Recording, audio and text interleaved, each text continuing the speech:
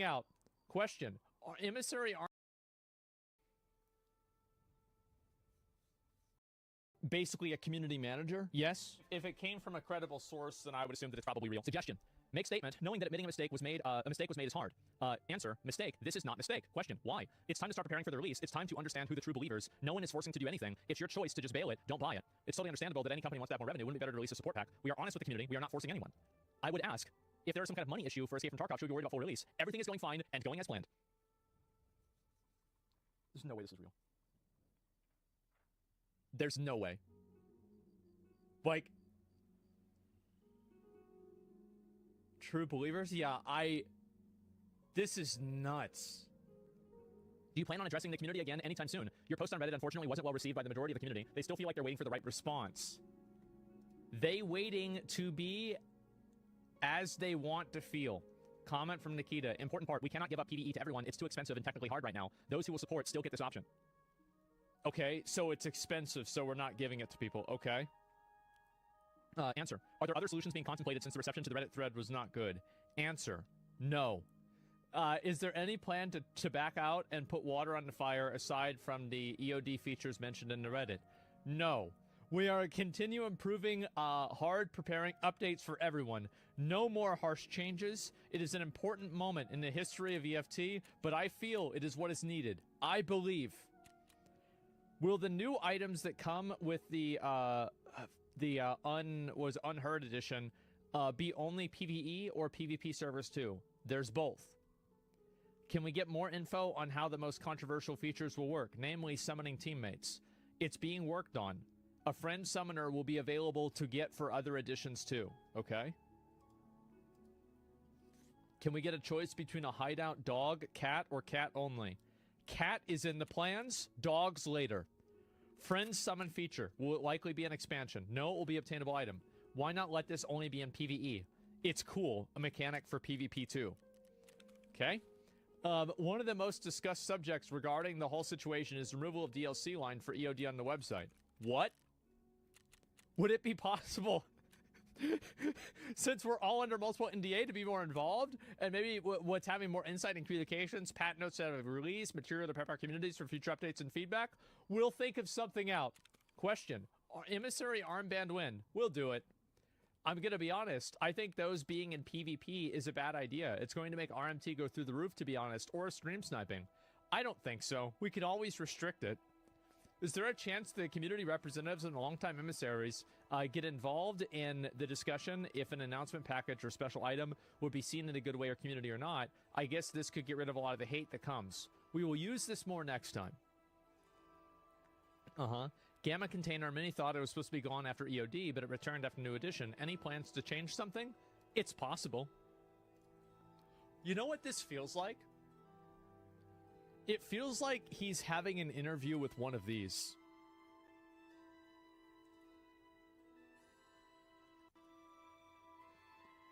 It really does. With the magic 8 so ball. Fucking good.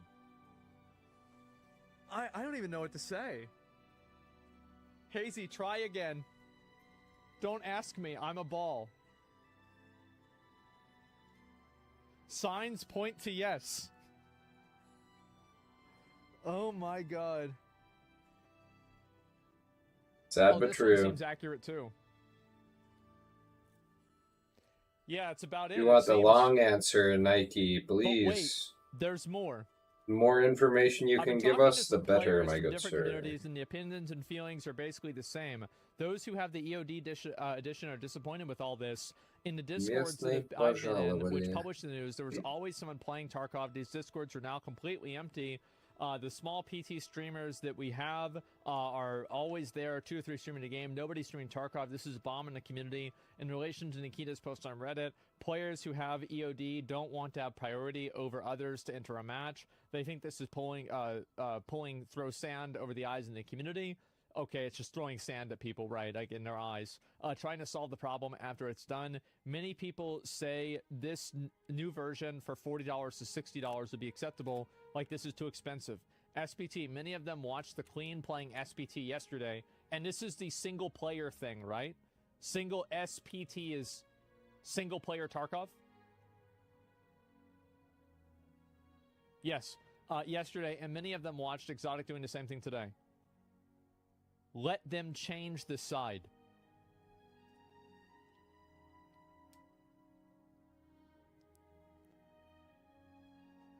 True. True. Thanks for answering so many questions.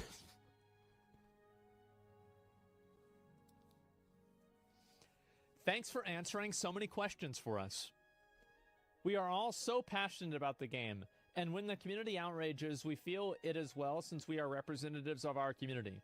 I would love for us to be able to craft clear communication in the future, if possible, and be more involved about getting ahead of any potential drama or outrage. I feel you, but I am the most confident right now as ever. Stay strong.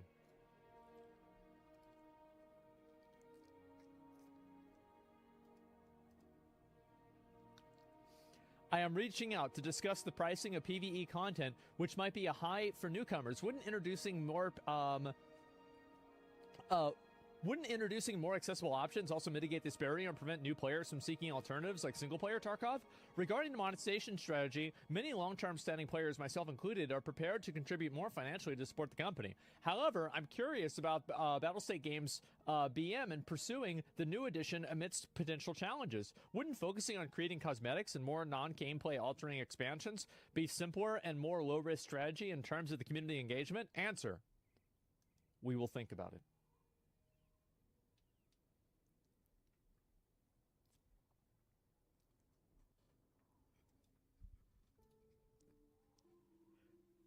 This is crazy. I fucking love this. This is amazing. Is it possible the future of PvE mode will be sold as an independent upgrade? A good number of users in the community are interested in being able to play this way with friends, but don't justify paying for it is the most expensive version. Could you help mitigate the SPT users? It's possible, but after release. Regional pricing? What about for regions where $150 is already pretty expensive? Can't tell. Arena LAN esports roadmap win. Working on that. There's one more, I think.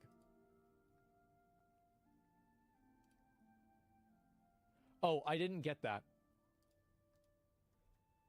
Omnicron container soon? Yes. What is the official stance on SPT now that Clean was streaming it without issues? Let them be for now.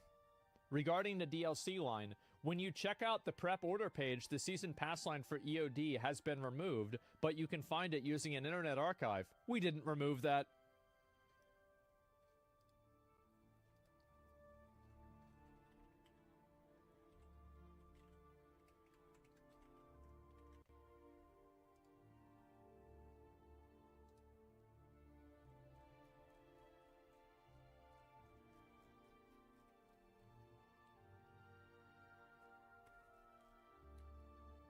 Of course not.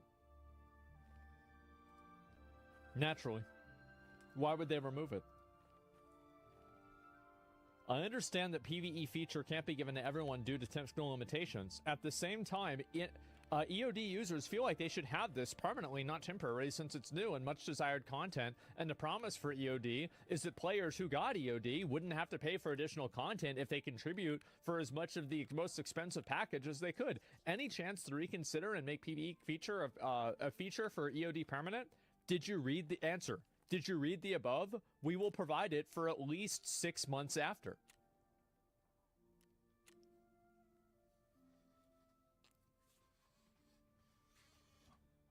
Didn't you read?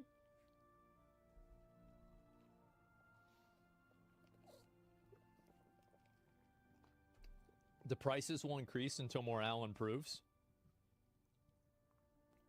Are there any chance of lowering the pricing of TUE for EOD owners? Thinking about it.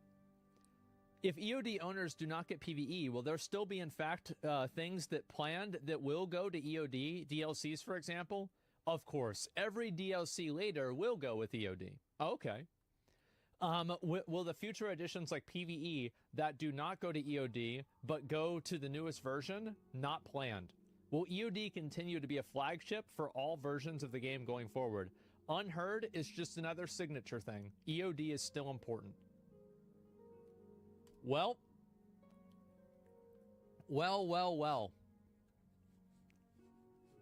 Rolling in. What's this? Oh, shit. Shy Lily, thanks for the raid. I appreciate it. What's up, boys? How y'all doing? Hey.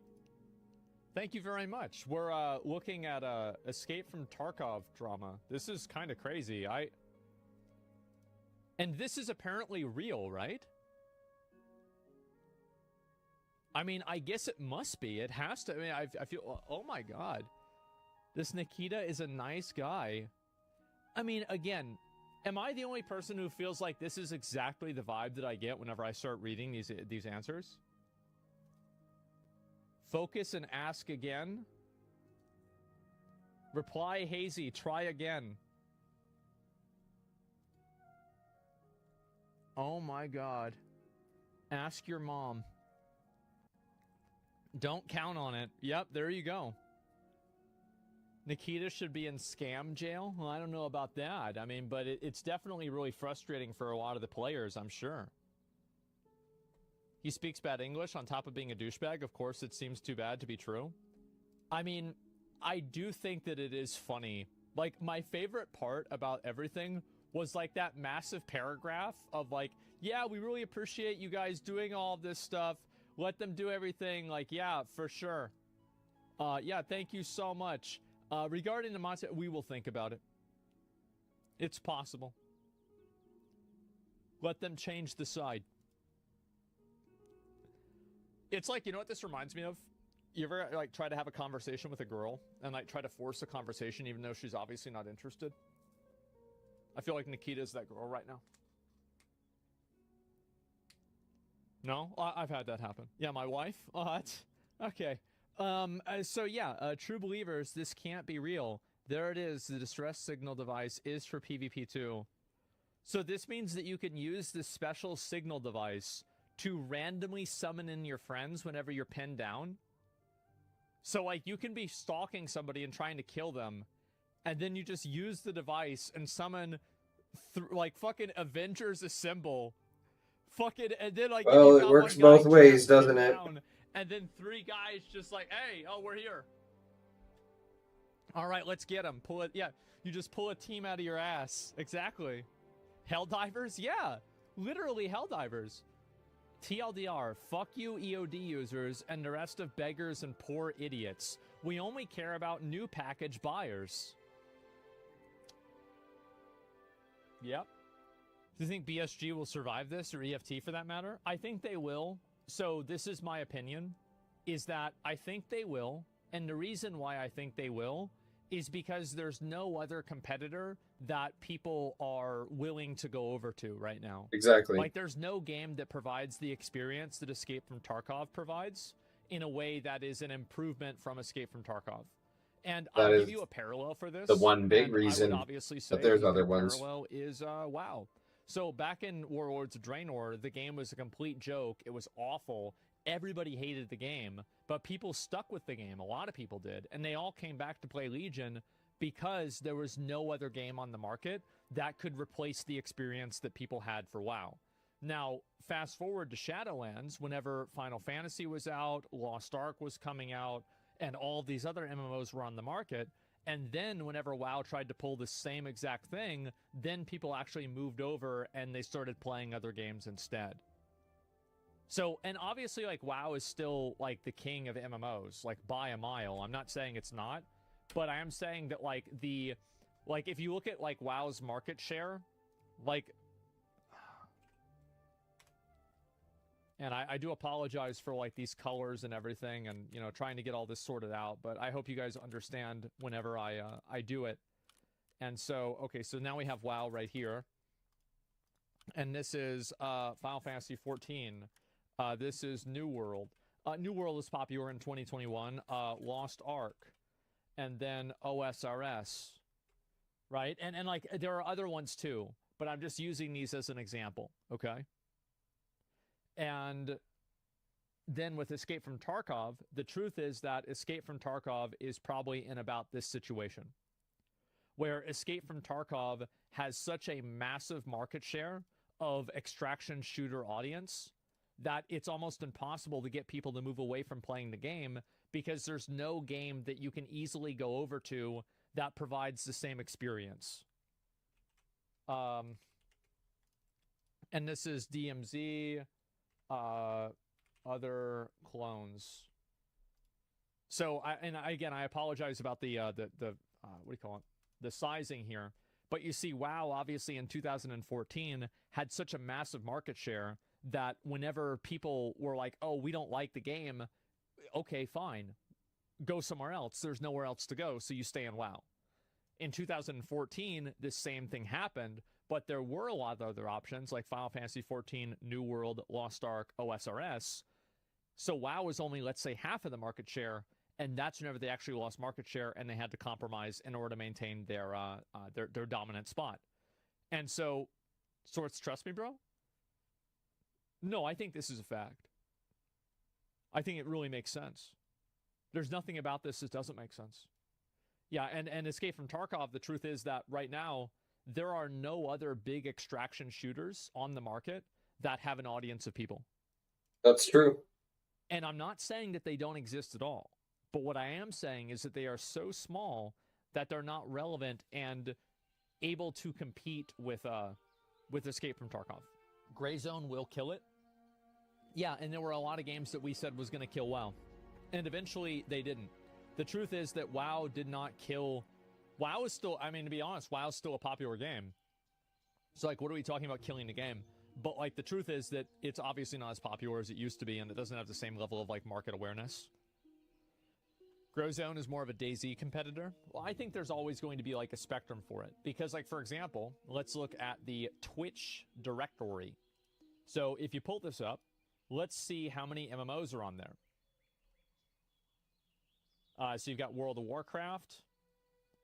And, I mean, to be honest, like, a lot of other MMOs are dead. Like, Lost Ark. Like, name one other game that's like Escape from Tarkov. That provides the same experience as Escape from Tarkov.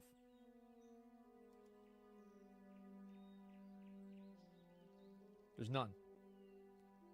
Marauders, kind of. I don't know where that is.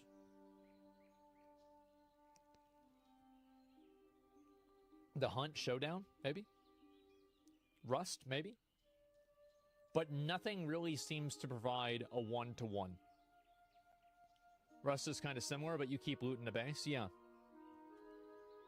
EFT is the best shooter. It's not that it is the best shooter, it's that it provides an experience that is so unique that it makes it difficult for them to lose their market share because of how many other games, or sorry, how few other games exist with the same type of structure. There are a lot of games that are other shooters, and you will have people that say, okay, I'm not going to play EFT anymore, I'm going to go back to playing Apex Legends, for example. This absolutely happens, and it happens with a lot of other games. Like, for example, people stop playing WoW and they go over to play League, or they go over to play Elden Ring. Like, you do have, obviously, you know, like, there's crossplay there, but whenever a company really is at risk to lose its market share is whenever there are other competitors in the space that have pretty much the exact same type of game. Do you see kind of what I'm saying? Check out the upcoming Arena Breakout. I'll tap into market. Yeah, we'll see what happens. Arena Breakout Infinite is going to compete with Tarkov. Well, going to doesn't mean it is. We can talk about all the games that are going to compete with Tarkov all you want. Yeah, sure, we can do that. But the truth is that they're not out right now. And so people don't immediately have an option that they can go to. Like, for example, the real reason why Final Fantasy XIV was so popular in 2021 is because you had all of these multiplier effects. You had the fact that the game had, at that point, like 7 years of content to it, or something like that. It's 5 years, I don't remember. But, like, it had years and years of content added to it. So it's not like you're playing a brand new MMO like New World, because New World had nothing. But then also, it was a free trial. So you had a game that had no barrier to entry, that you could just immediately play with no sort of investment or focus or anything like that. Then you have, like, meta level factors, like the two big ones where obviously COVID was number one, and number two was the Blizzard scandal. So, like, all of these things converge at the same time to make a perfect storm to make Final Fantasy XIV really, really popular. And so, and this is like, you know, like, whenever people say, like, oh, somebody just got lucky? Final Fantasy XIV did get lucky there. They absolutely got lucky. But whenever I talk about lucky, like they got lucky with COVID and they got lucky with the Blizzard scandal. They didn't get lucky with making a free trial, and they didn't get lucky with making tons of content. So in almost all cases, whenever a person gets lucky, there is a massive mesh of like preparation and prior work that goes into it that meets some form of opportunity. And I think Final Fantasy XIV's success is an example of that. It was a perfect example of that. Yeah, a lot of people get lucky, but capitalizing on being lucky doesn't take just being lucky. Luck equals hard work and circumstance? Yes, exactly. Luck loves preparation. Yes, there it is. So, yeah, I think people have said, you know, luck is whenever preparation and opportunity converge. I think that's pretty much true. And so you can see that with Final Fantasy XIV. So what's going to happen with Escape from Tarkov? This is what I think is going to happen. I think the community is going to hate it. I think that they will probably go back and keep playing the game.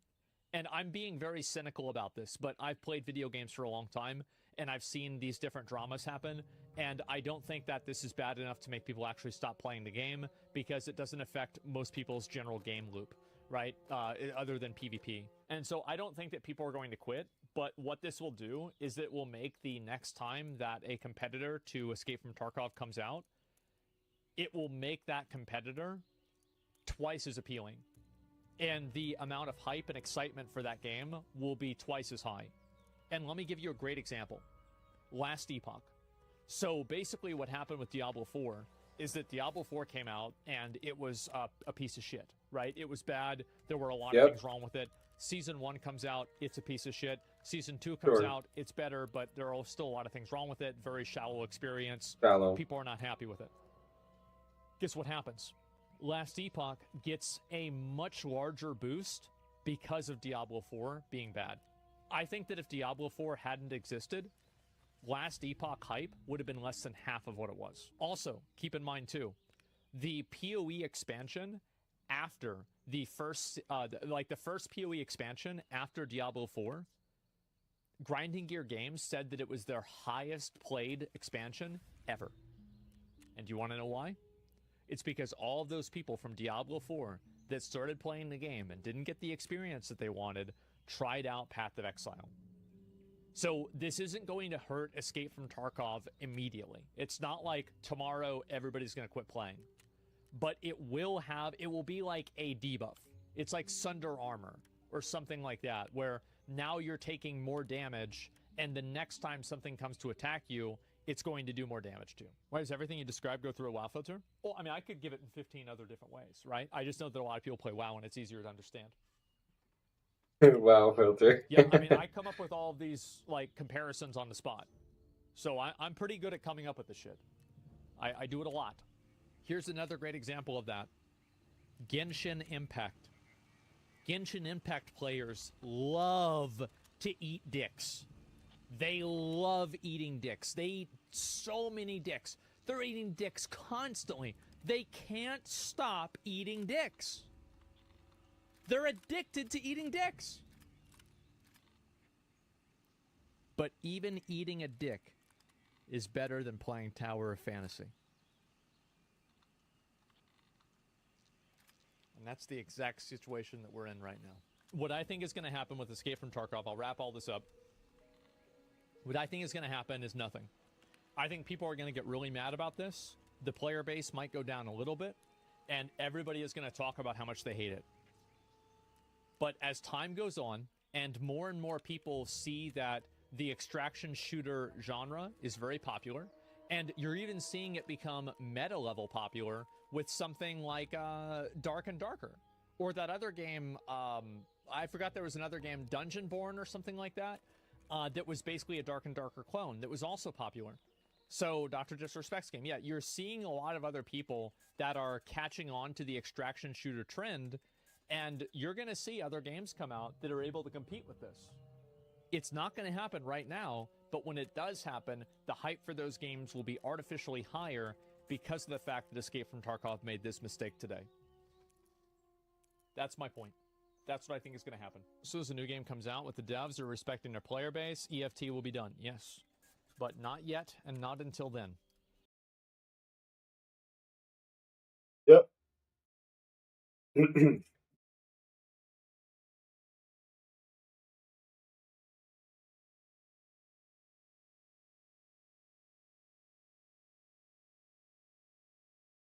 Let's see what Tickle Me Big has to say. All right. This is not normally how I do my videos. This is my face. If you haven't seen what my face looks like, this is my ugly mug. I'm streaming live right now. And we are, as you see, playing the offline version. And I did it. You guys saw my last video. You guys were pissed. You got a ton of dislikes. Have I changed my opinions? No, at the end of the day, it was still my money to spend. However, things have advanced and they have rolled back some changes.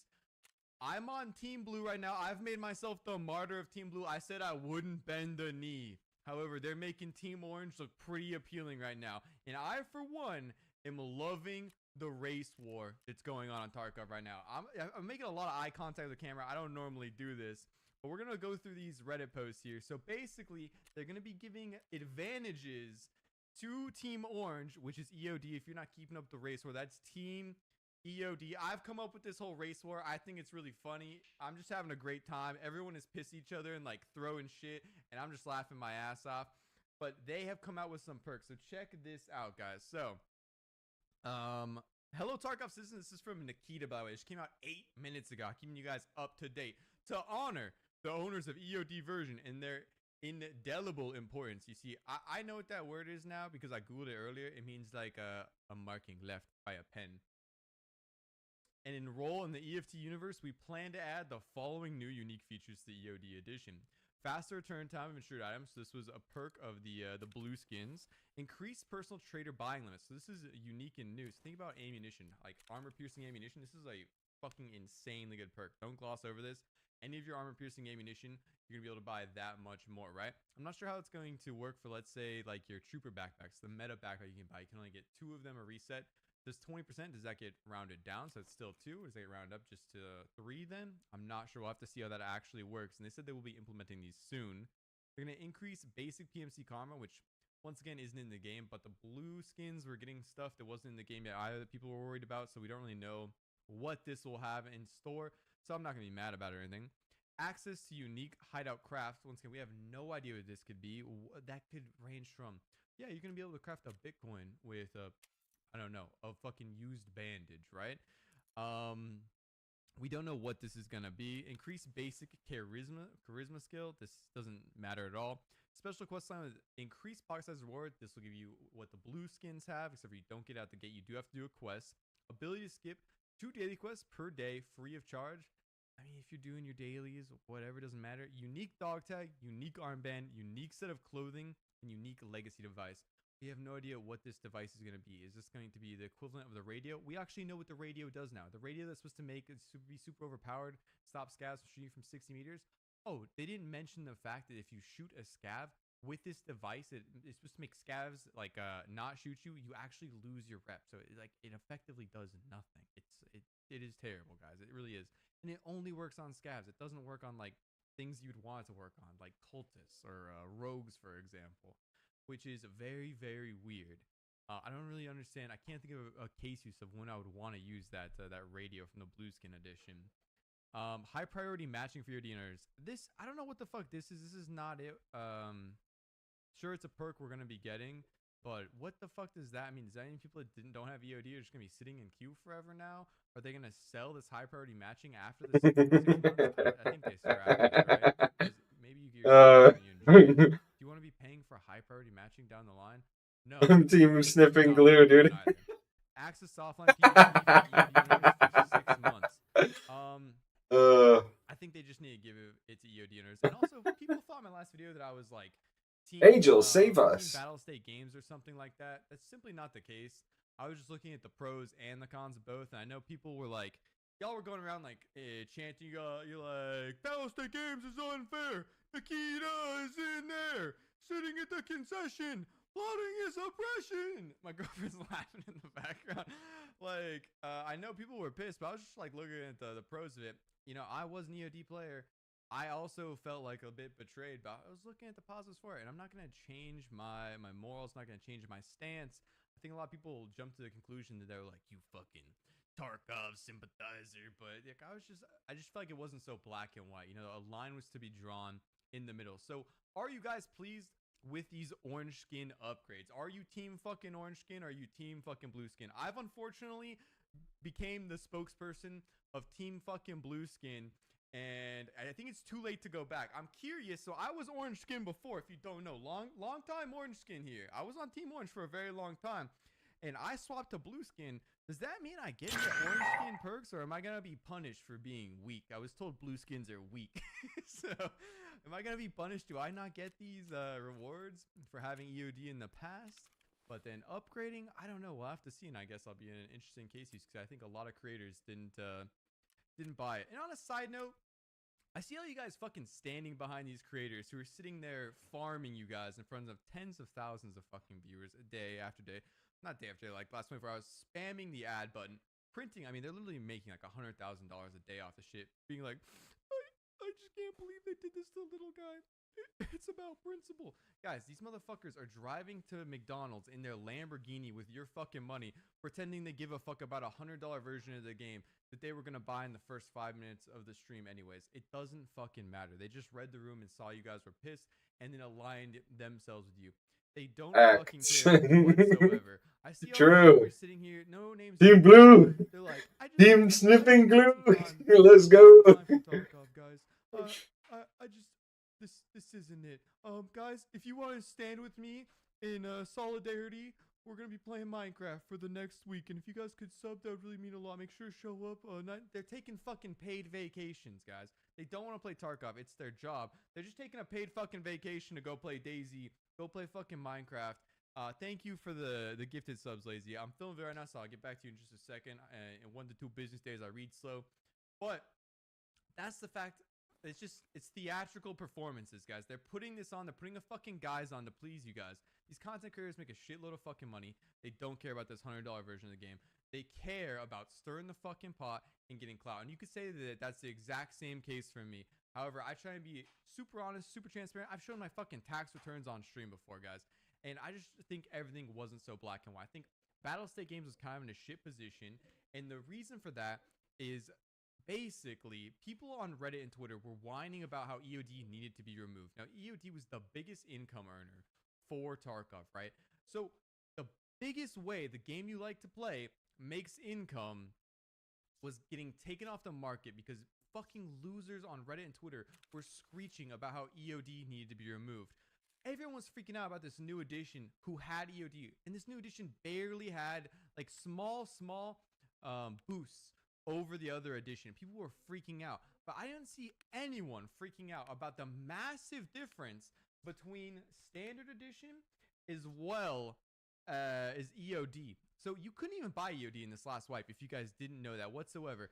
It takes around 35 million rubles to get the max stash space with EOD over standard. So imagine this black line. This is where you start with standard right here. I'm gonna turn these fucking alerts off. Sorry about that if you guys are watching this on YouTube. I appreciate the donations. Because I paid for these lines, I think. I paid for these many. They're still almost all used. Appreciate just, watching my videos, coming and shooting shit in my stream. I'll get back to that in a second while I'm not filming this video. Anyway, so this orange line right here is like EOD. This is the massive advantage you got, right? Then this is right here. This is black. This is fucking standard, right? This black line all the way over here, this is if you do fucking Kappa, you do fucking Lightkeeper. You can do it as standard. You have a long ways to go. Buying EOD literally got you 90% of the way there. The only thing you had left was Kappa, really. That's basically all you had to do. And it just gives you a few more slots. And you can that's all you had to fucking do, right? But no one was complaining when you couldn't even buy EOD. This massive fucking leg up right here. Yes, and I've been saying this for years. Those are just the lines, like the upgrades that were between EOD and standard. I'm sorry about that noise over and over again. But it wasn't that big of an advantage. And this isn't like obviously to scale or anything, right? But this just goes to show how much of an advantage EOD users had over standard edition users. And if you were to come to me or come to my stream, let's say 3 days before this whole ordeal happened and say, I wish I got standard, EOD is pay to win. Every fucking EOD user in chat would have jumped on them and like, it's not fucking pay to win, dude. You just didn't get on it when everyone else did. Like, we paid for it. We deserve it, right? No one would stand up for it. Now this blue line is the new version of the game, right? And it barely pushes you beyond that EOD version, right? Let's go ahead and look. Is there a way I can fucking lower this? Oh my god. Anyways, let's go ahead and look and see here. Dude, I hope this doesn't fuck the whole video, man. I apologize, guys.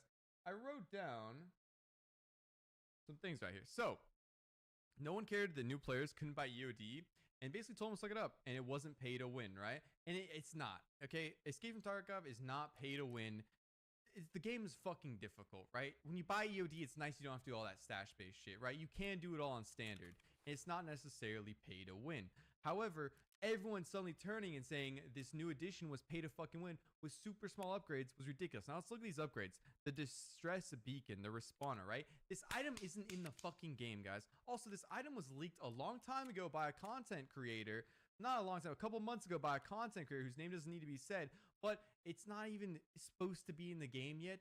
And I'm pretty sure it's meant to come into the game when the game is going to an open world setup a long time in the future. And That's going to be a long time. Wait.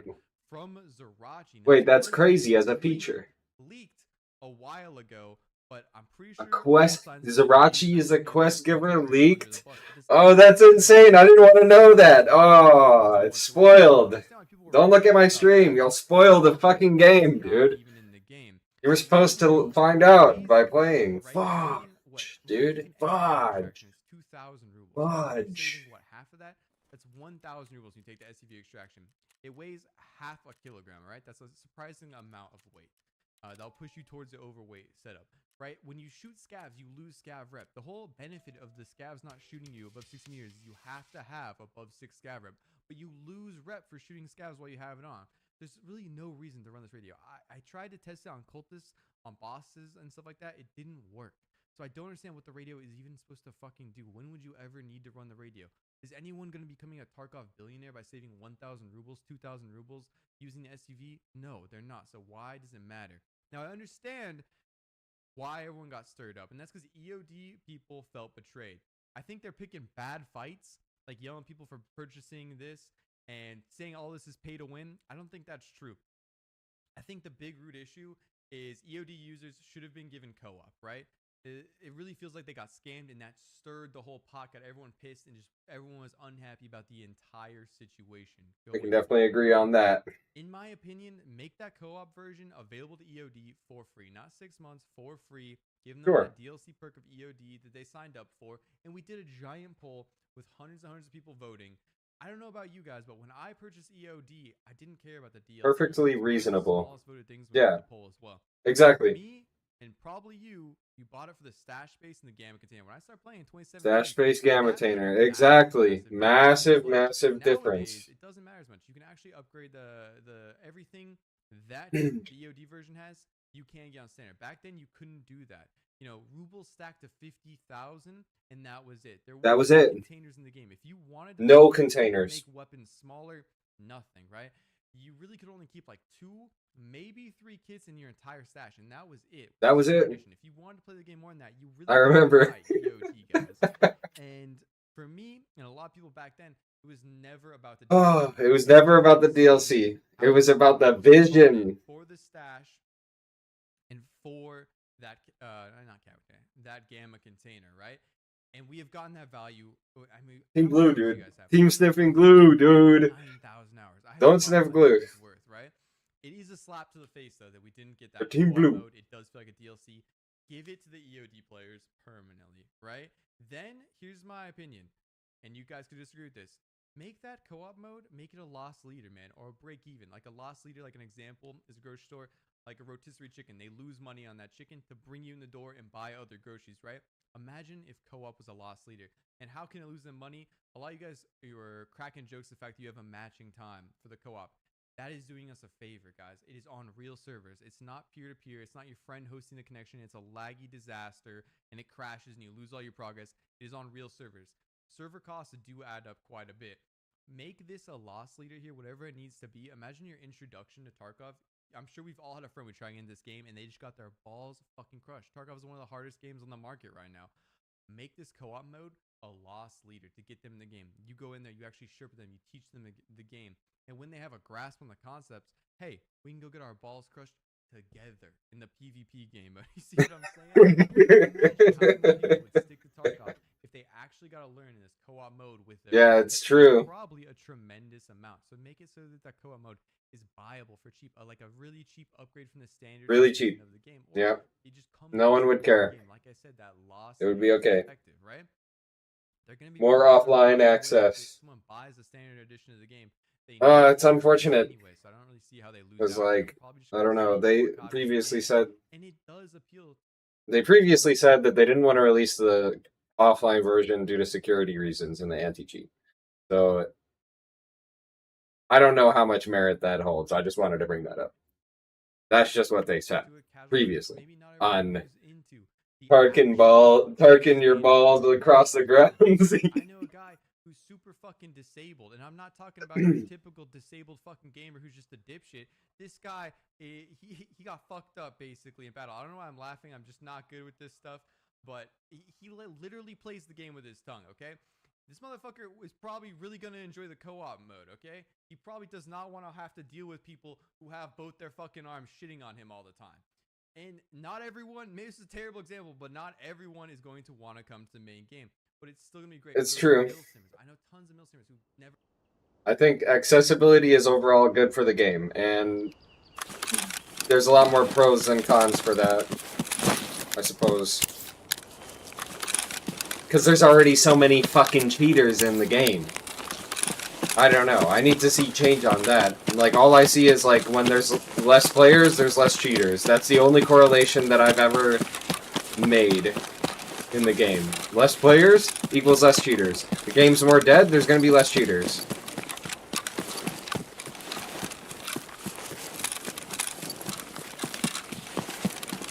So right now, I'm getting clean raids where I can actually enjoy the game because everyone's on boycott. Except for these cheaters targeting me, so it really just is the same as before. Fucking getting targeted every raid. That there's a player. Every time there's a PvP, getting your balls dragged across the ground.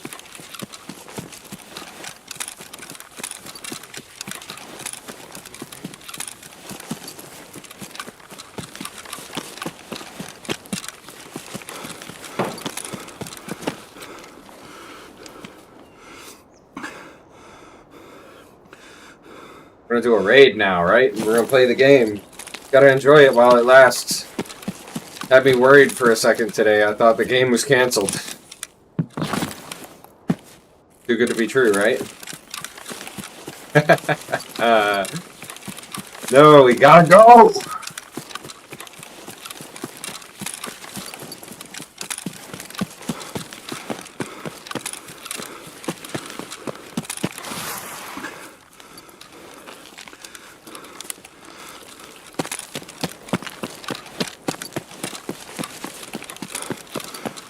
Push, push.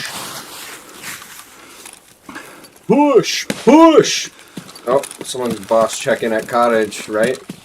Is that where that flashbang was? I couldn't quite tell.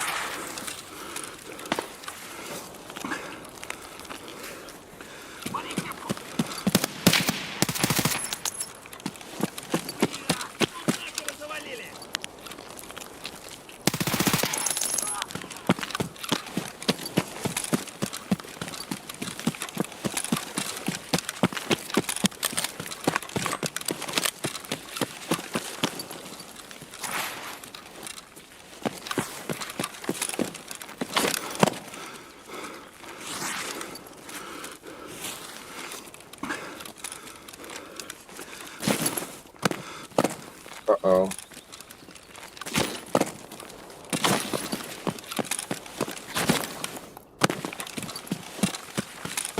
Let's go! Let's go, dude. Let's go. Let's go. Let's go.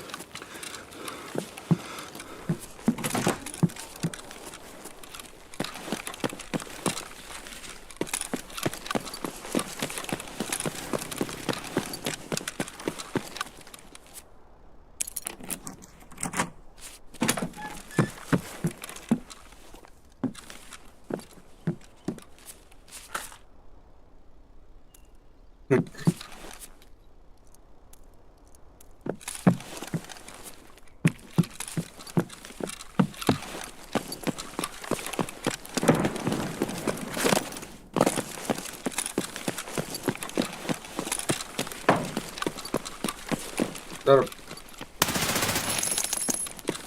I'm sorry, I didn't mean it.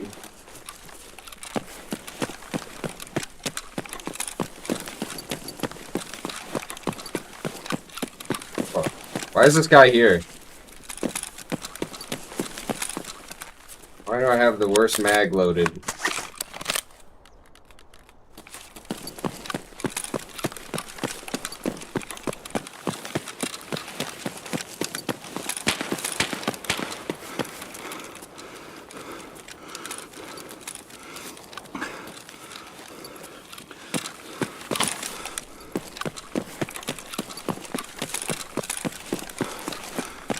I don't remember the rule of firearms. You only point and shoot it at things you're ready to kill. Clearly I made a mistake this raid. Oh, boss. Itchy eye. We're just taking L's all day. Oh, there's fighters in East Wing. This game is so populous for a dead game. All the people hopped on at 2 a.m., 1 a.m. to get their Tarkov fix. It's crazy.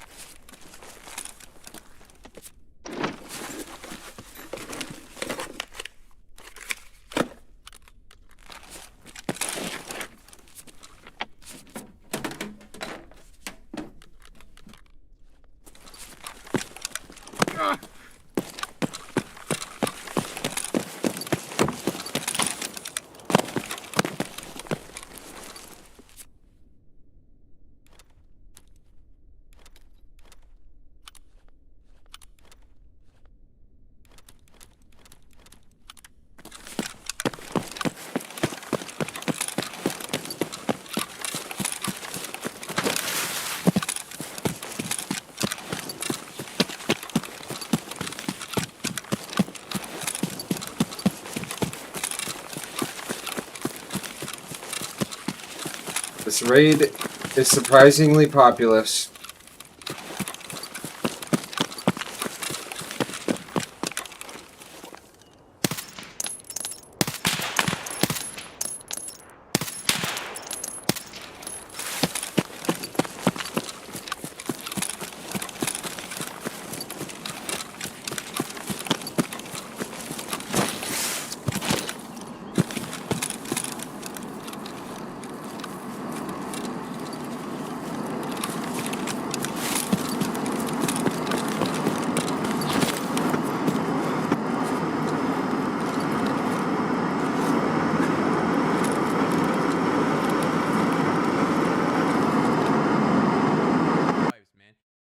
They aren't a fan of the standard game. Maybe they would actually enjoy the co-op version of the game. I don't know. Level Cap. I try and get Level Cap to play. He does not want to play the standard version of the game, dude.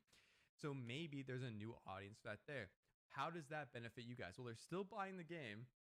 All of the updates they're making are going to you, the Tarkov player, right now. Additionally, all these guys, where are they going to go? They're going to go on Twitch and YouTube. And that probably doesn't matter to you at all. You're probably like, fucking tickle me pink. He wants more views on YouTube. That son of a bitch. I always knew he's a piece of shit. Let's go fucking burn his house down. No. Why is that important to you? Well, how many of you guys have actually been in a fucking situation where you're sitting around with your friends and you're like, what do we want to play, dude? League of Legends. You go on Twitch right here. You're like scamming through games. League of Legends, no. I've played that, you know, a fucking billion times the last decade. Valorant, no. I don't want to play fucking e-dating simulator. Grand Theft Auto, no. I don't want to go hang out with a bunch of nerds who pretend they have fucking sports cars. Counter-Strike, I remember playing that when I was fucking 6 years old. Overwatch, I don't fucking know. Fortnite, I don't feel like babysitting children.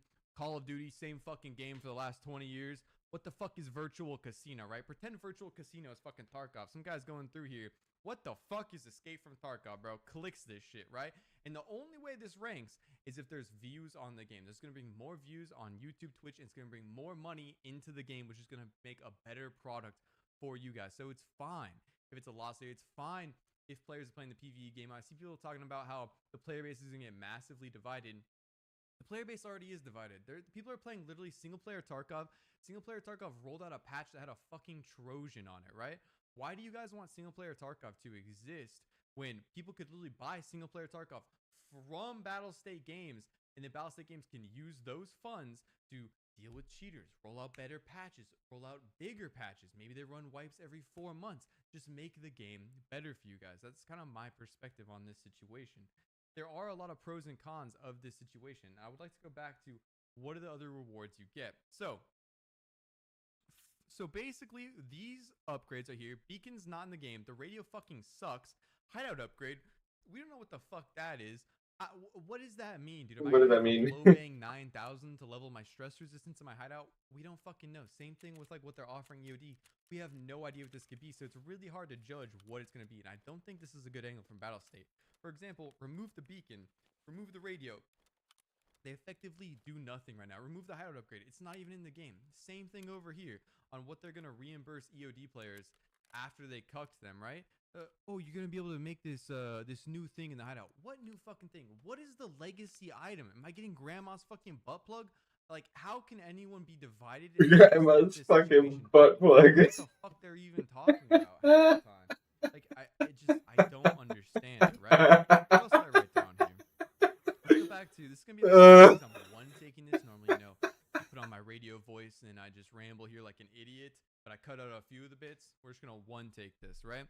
So none of these really carry any value to me. So basically, we're going to get 4 new lines of stash base. That puts it at $25 a line for stash base. You can buy like, how many is it? Like 30 lines of stash base for like $50. So you can already buy that. Then you get the cases. So I don't know about you guys, but first day, I get a scav junk box. You probably do too, right? Usually in the next couple days, I have a weapons case. This isn't going to change that playback. You're still going to go ahead and buy those things. So it really isn't a radical change. For the weapons you're going to be getting, we all know how it goes, man. You guys saw my Escape Before Zero series. I mean, my account has a 50 KD on the Escape Before Zero series right now. And I went into Ground Zero with an SA-58 and level 5 plates. And I got shit on mine. It happens. You know, we get head eyes. We get armpit. It happens. One of you guys is going to be rolling around next wipe, watching this video. And you're going to remember this moment. You're going to fucking wax someone for that fully decked scar.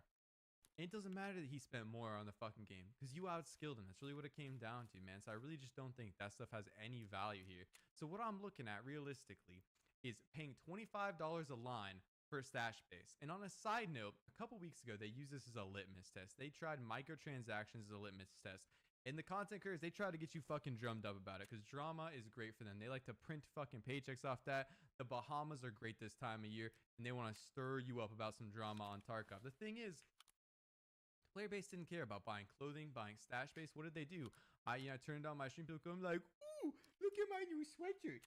Latest in the shop, Balenciaga. Like, what the fuck? Dude? No Balenciaga. People are freaking the fuck out. And why is that? Partly because, well, EOD owners feel like they were shot in the fucking toe, shot in the leg. I don't know what I'm saying here, but they feel like they were supposed to have the top version of the game. I don't think they ever stated that EOD would always be the top, top G, best of the line upgrade. But they feel like they added one above them and like kind of like they tricked them in a way, and then they should receive co-op, right? We have touched on that. They just need to be given co-op, right? But there are people you'll see who are just pissed off that they don't have the top of the line game anymore. And this is such a bad take. Like, buying EOD isn't like buying a fucking Ferrari. Isn't like buying a Rolex. You're not special for this, guys. Just because you want it to be limited. We're in this weird situation, like I said, because people on Reddit and Twitter were flaming about how they needed to remove EOD. And I had said, Nikita had also said that they were going to go ahead and add something that was effectively EOD. Maybe a little bit worse, maybe a little better. Scale it up for inflation. That's almost exactly what they did. However, the big reason I think EOD players were also upset was the fact they had to pay another $100 to go ahead and get that upgrade. And I totally understand those reasons to be mad at EOT. Now, talking about this video I put out, people, I mean, Yeah. I lost like hundreds of subscribers on this video. And if you're going to unsubscribe to me because I was honest with you and I didn't put on a theatrical fucking performance, tell you about how I can't stand for Tarkov anymore and this is related to the war on fucking Ukraine and my pronouns are now, like, I'm not going to give you guys that. And my pronouns are there. It's ridiculous that you're gonna unsubscribe me because I purchased this version of the game. It's your money. It's my money. Buy whatever you want for it. That is a absolutely fucking insane angle. Like, I just don't fucking understand what we can talk about. And on a side note, a little bit of a tangent here. Look at these games. Almost all the games in the top lineup right here have been popular for over a fucking decade. And I don't know about you guys, but I am tired of playing the same shit over and over again. And there's not very many games that are actually pushing genres forward. Tarkov and Star Citizen are the only games I can think of that are generally pushing the genre forward. Tarkov has completely revolutionized FPS games. Most FPS games before Tarkov, the bullets actually came out of your fucking eyes. That's why, like, head glitches were so obnoxious back in the day, if you remember. And now a lot of shooters, they just come out of your chest. Tarkov is still one of the only shooters where the bullet comes out of your fucking gun. Can you imagine that, right? The modding, it's actually all real-life components. You look at Gray Zone Warfare, which is a promising game, but even them, they are copying Escape from Tarkov. They have done a phenomenal job with Tarkov, guys, and it takes a shitload of money. Think about how much money it takes for a AAA game to be made. Now look at Tarkov, who's not copying the same shit over and over again and actually moving gaming forward. Star Citizen, like I said, is the only other game I know of that is even doing this. Guys, they have a $50 fucking $50,000 version of Star Citizen, okay? I don't know about fucking What? you guys, dude. I don't live in like the fucking Arab, the United Emirates. I don't fucking know. Abu Dhabi. I'm not a Saudi Arabian oil prince, and I don't have a fucking 50,000 fucking spaceship oil rigger. What the fuck even is that, guys? That is insane, but that is actually how they make Star Citizen move forward. If you guys haven't seen Star Citizen, it's a crazy game, and it's also pushing gaming forward. It's in a completely different sector. So it's going to take a lot of money for Tarkov to continue to get better and to continue to be the best of the best. I see a lot of Tarkov players doing the whole survival genre in reverse. I talked about this briefly in my my other video, but like I started Arma 2, Frankie, you know, DayZ, then Epoch, Overpoch, Rust, right? That whole genre. Then the Battle Royale genre spun off from Arma 2, right? From Arma 2 Wasteland. PUBG actually, or PlayerUnknown actually started making his own game modes in Arma 2, and I played them back then. I actually got a key from PUBG from playing Arma 2. And Tarkov took that and made a whole new fucking genre from it. It's actually pushing gaming forward. This may seem a little bit ranty. However, I just think it's important. Like, it is going to take a lot of fucking money. Also, most of us are in our 20s, in our 30s. Some of us are single. Some of us are still living at home. We have disposable income. Does that make it right to just charge an arm and leg for everything? No, but it is going to take a lot of money if we want to continue to play Tarkov. And what the fuck are you going to quit playing Tarkov and go play, dude? You're going to go play fucking Rust? You're going to, like, what? People are talking about going ahead and... One second. God damn it. How the fuck do I turn this off? Fucking god dang it. Just TTS. I have free TTS on my stream. Bad idea. Oh, what was I saying, man? What are you guys gonna go play? Like, for real? You gonna go play Rust? You're gonna get like a watered down version of Escape from Tarkov, so some fucking 17-year-old kid who's claimed as a fucking, he's probably a 19-year-old kid who's claimed as a fucking dependent by his parents, while his mom brings him dino nuggies, calls you fucking slurs, and beats his fucking chest around and pretends like he's telling you he's gonna go band for band with you. Like, what are you guys gonna go play besides Escape from Tarkov? If I quit my channel right now, I quit streaming right now, maybe I play Star Citizen, maybe I play Tarkov, but like, it really feels like everything else is just like a fucking console game developed for children at this point. That's honestly how I feel. There's not a whole lot else on the fucking market, man. Gray Zone's looking cool. There doesn't feel like there's a whole lot of games that are actually out there for adults to play, man. And I'm really happy with Tarkov, so maybe that's what I was standing for a little bit, but that's just my perspective. What games would you guys actually go play? People say cheating in Tarkov is bad, but cheating in fucking everything is bad right now. Counter-Strike, Rust, Hunt Showdown, Call of Duty. Call of Duty is so bad, they're just banning legitimate players left and right. Yeah. And Roblox is getting so many cheaters. The Cycle Frontier shut down because of cheaters, guys. Yeah. Like, what It's are we gonna fucking go play, crazy. man? The cheating epidemic is fucking everywhere. And I can stomach it in Tarkov, but I cannot somewhere else, man. Yeah, I'm kind of ranting here, but I'm just getting all this. that's out where here. I'm I feel at like as I'm well. getting all the points I want. Sadly. Does this make it right to you guys? This Oh, the fuck. foreskin version of the game that Nikita is promising? I don't know. We don't really have enough information about this. I think they just need to give you Yes, guys co-op. exactly. They Permanently. have Co-op's not cool. released enough I like information. co-op, but it's a good thing to like crack up. They some refuse to games release plus information. experience. I didn't realize all my friends have quit playing Tarkov this wipe, guys. And sure, I'm still sitting there fucking shrugging in the 70s. Got hundreds of millions of rubles. I mean, I'm collecting all my dumb fucking trinkets and shit. Got my fucking Kappa container. But I didn't realize how much I just missed playing with my friends. It's just, he's something stupid, dude. We ran into Killer 3 times. He fucking murdered my friend. Just silly little shenanigans. I didn't think I would be into co-op, but it was actually a ton of fun, man. And I'll do a separate video on that as well. And, Yeah, I dude. missed Co-op Tarkov when? a bit here. But, yeah, guys. Thanks for watching this video. Co-op If you made it this far. when? I have free groceries for you guys. If you guys are interested in HelloFresh and live in North America, so I need to know. You can message me on Discord. I'm giving out free groceries. I'm based like that. And yeah, I don't know. Kind of a ranty mess of this video, and I'm sorry it's not really up to my quality standards. I love you all. I'll see you guys on a live stream, and peace out, guys. Phenomenal YouTube video. Absolute legend. Team Orange versus Team Blue. That's great.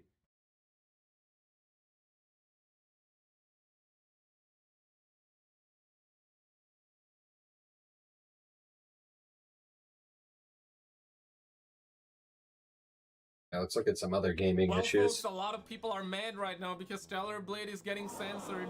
Yeah, I wish I could say psych right now, but it's the truth. Sony is censoring the game. Not just one thing, two things. There are multiple things getting censored. The dev also responded, and you want to hear his response. Get ready for the main event. Get ready for the climax. Like the video if you do not want this game getting censored. I guess it's too late, but still, you don't want more things getting censored. Like the video for that. Dislike the video if you want Stellar Blade getting censored big time. You remember, and mind you this, if you remember, Sony, we're talking PlayStation, we're talking Sony, the same Sony that had Abby, Brock Lesnar looking dude, wide ass shoulders, getting his ass pounded, his cheeks clapped in 4K ray tracing. The only part that I don't remember In is 4K was it ray 60 FPS or not 60?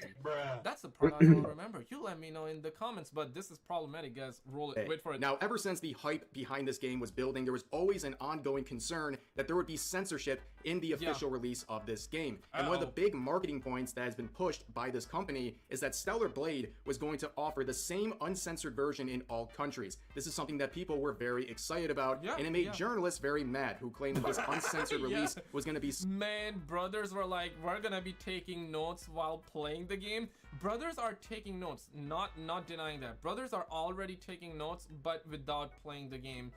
You see, because brothers are taking notes about everything that is getting censored. Get it? Yeah, that's what's something happening, guys. diabolical and bad. However, we would see immediate censorship take place right as this game was making its official release. We saw journalists complaining about this right here, the combination of... And we talked about it in the last video, right? And personally, and still, I'm not too worried. It's not a big deal. Is it a big deal to you, or is it not? To me, this is not a big deal. Hard R, they removed it from the game because it has a connotation with the actual hard R word. If you're in the West, you know what I'm talking about. It has that. Personally, I have no problem. And that's what I said in the last video. The problem I have is that you give them your finger, they're gonna take your entire hand. You give them an inch, they're gonna take a mile. So when does it stop? The answer is it never stops, and exactly that's what's going on. There are multiple things. If you think that there are only two things, wait for the climax, wait for the plot twist, guys. There are more than two things getting censored in this one. The hard graffiti next to the R Shop logo, and they claim that this was offensive, a hard R reference, and of course, to the displeasure of many, this would be patched out. This would be censored by Stellar Blade as soon as it was discovered by these journalists. And say what you want, but that is an act of censorship. Now, moving forward, a lot of people were looking forward to the release, the official release today, to see if there's more changes. In particular, if there's going to be changes involving the outfits that the main protagonist... You see this long-ass ponytail? That's next, guys. They're gonna nerf that too. Eve is Hopefully wearing. not, hopefully Well, not. we have an article here by Niche Gamer that is definitely a very good guide as we go through this video, and also I'm going to add some things on that they have not gotten to yet. But they say that Stellar Blade developer Shift Up acknowledges the outfit censorship. More players provide video evidence of these changes. So let's get into the article. It says, yesterday fans came forward surprised to see different versions of the Holiday Rabbit costume in Stellar Blade. As a result, accusations and misinformation overtook the discourse. The first signs of censorship in Stellar Blade appeared online when users who received physical editions of the game noticed that the Holiday Rabbit outfit was different after the game was patched. This was later thought to be a possible hoax after footage before the Day 1 patch showed the censored outfit. So there is a ton of misinformation surrounding the subject, and a lot of people are very... Man, gamers were like, no, bro, it's a bug.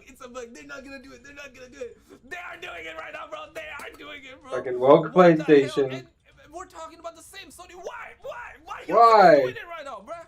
We're talking about the same Sony. This is stunning and brave. Obviously, I cannot show you the actual scene, but you know what I'm talking about, right? Abby, Brock Lesnar.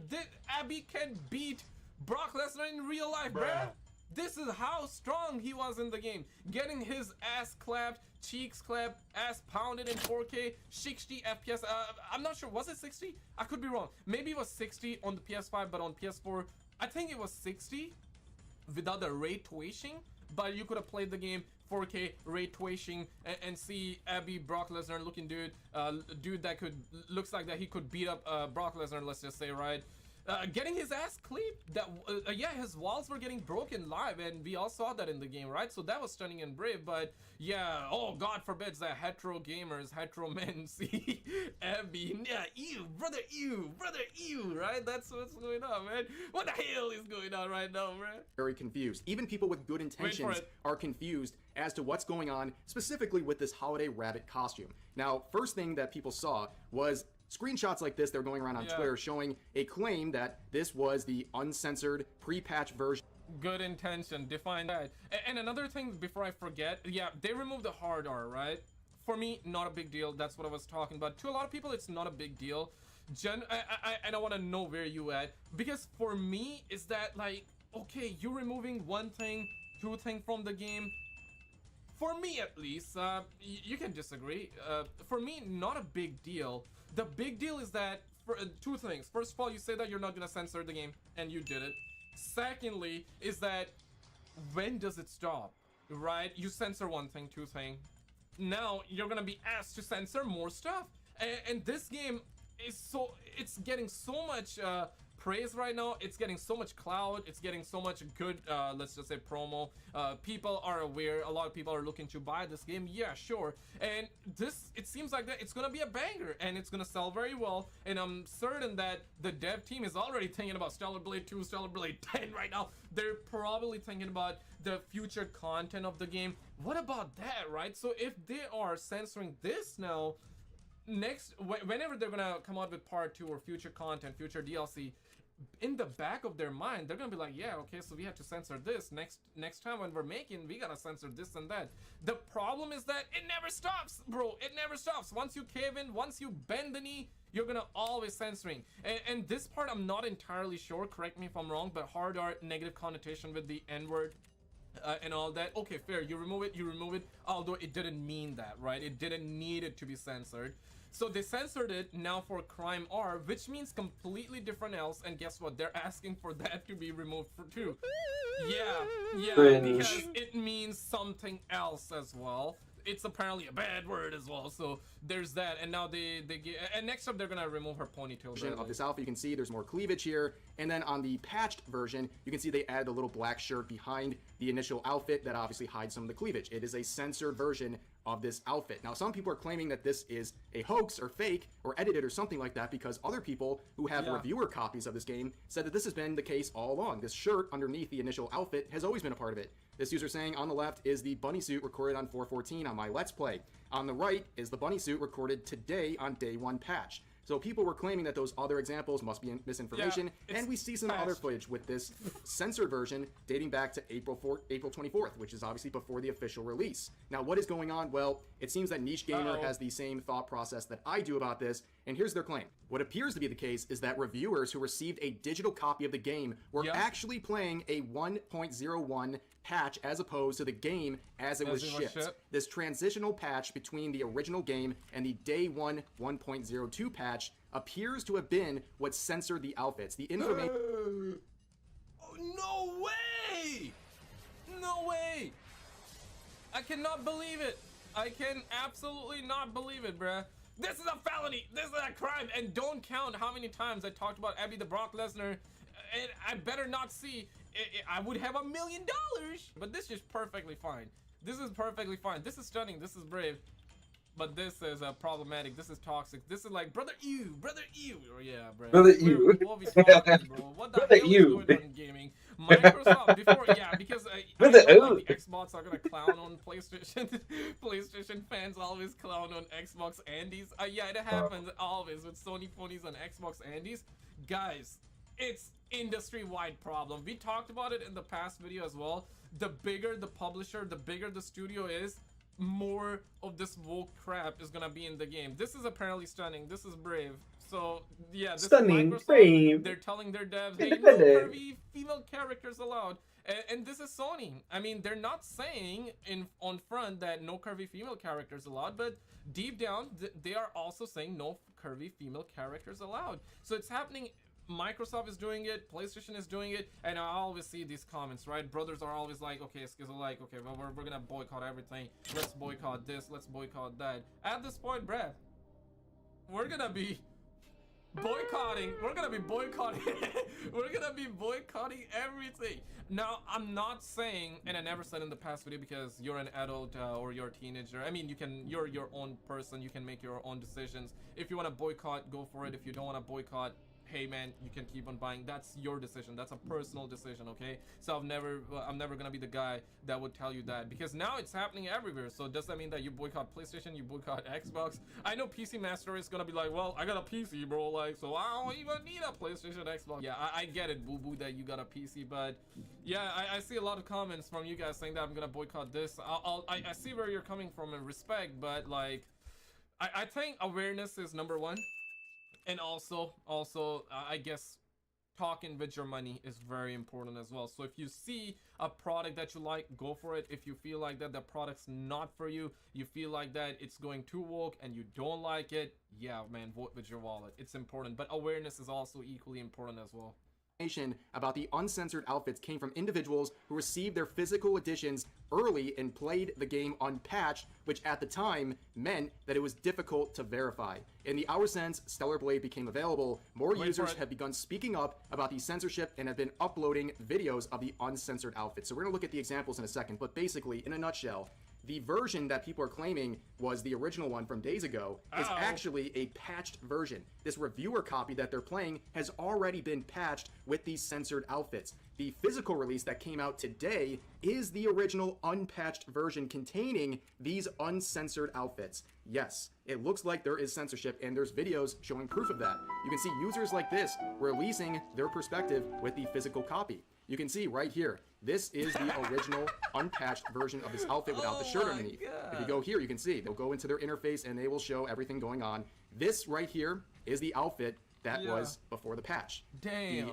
The reviewer copy that people are using as proof that this never existed, they're playing a patched version of this game. The physical copy just hasn't been patched yet, and people who are getting the physical copy and then adding and installing this new patch are seeing this outfit get censored. This outfit has been censored. I think it's very clear that is the case right now. Yeah. And of course, we have further... And we have this dev video as well, right as we get down to the climax, and then we have a main event. Guys, wait for the main event. I want to say, if you have Twitter, Instagram, or Twitch, if you have all three, that's cool, but if you just use Twitter or Instagram, I would love to have you there. All the handles are the same. It's Skizzlelikes. Links are always in description. If you have Twitter, I would love to have you over on Twitter or Instagram. We're gonna soon start streams as well over on Twitch, hopefully. I would definitely love to have you there, because you never know, man. You never know. That's all I'm saying. Links are always in description. All right, let's get back down to the content now, boo-boo. Evidence here coming from the related subreddit, where we have the director of Stellar Blade acknowledge that people are upset about some censorship and changes that have taken place with the physical release versus other digital updates and patches, and this is something that makes it pretty clear what he's talking about. Okay. Uh-oh, that's not good. So is there anything rolling back to the version before the censorship. Yo, people asking him that? Okay. And also wanted to ask you whether recognizing the issue regarding this, and he replies, understandably, we also recognize about this issue. However, the final costume that we wanted to show you is indeed the costume in the version 1.0012. I want to clarify that is our final product. However, I know this answer is not enough to convince our, let's just say, fans. There is an internal discussion ongoing regarding this. Yo! So I think we'll have a chance to answer it soon. Yo! So it was Sony all along! It was Sony all along! Context provided by the director here, I think it's very obvious what happened. This was an outfit that was censored and altered in some sort of a way between the original physical copy and the patch version of this game, and that is something that people are upset about, and he is trying to convince people that, yes, it looks like censorship, but it's actually perhaps the final version we always wanted to go with, which I think is trying to cover their own tracks, because this is something you would expect out of a company that is dealing with Sony. Sony is very pro-censorship, and I'm not surprised that Stellar Blade would have difficulty trying to preserve some of these outfits. Now, moving forward, I want to address one more thing. A lot of people are spreading this screenshot. I believe this post has been taken down, but people are using this as another example of censorship, and it was causing more confusion. And it's titled here, Alternative Holiday Rabbit in NG+.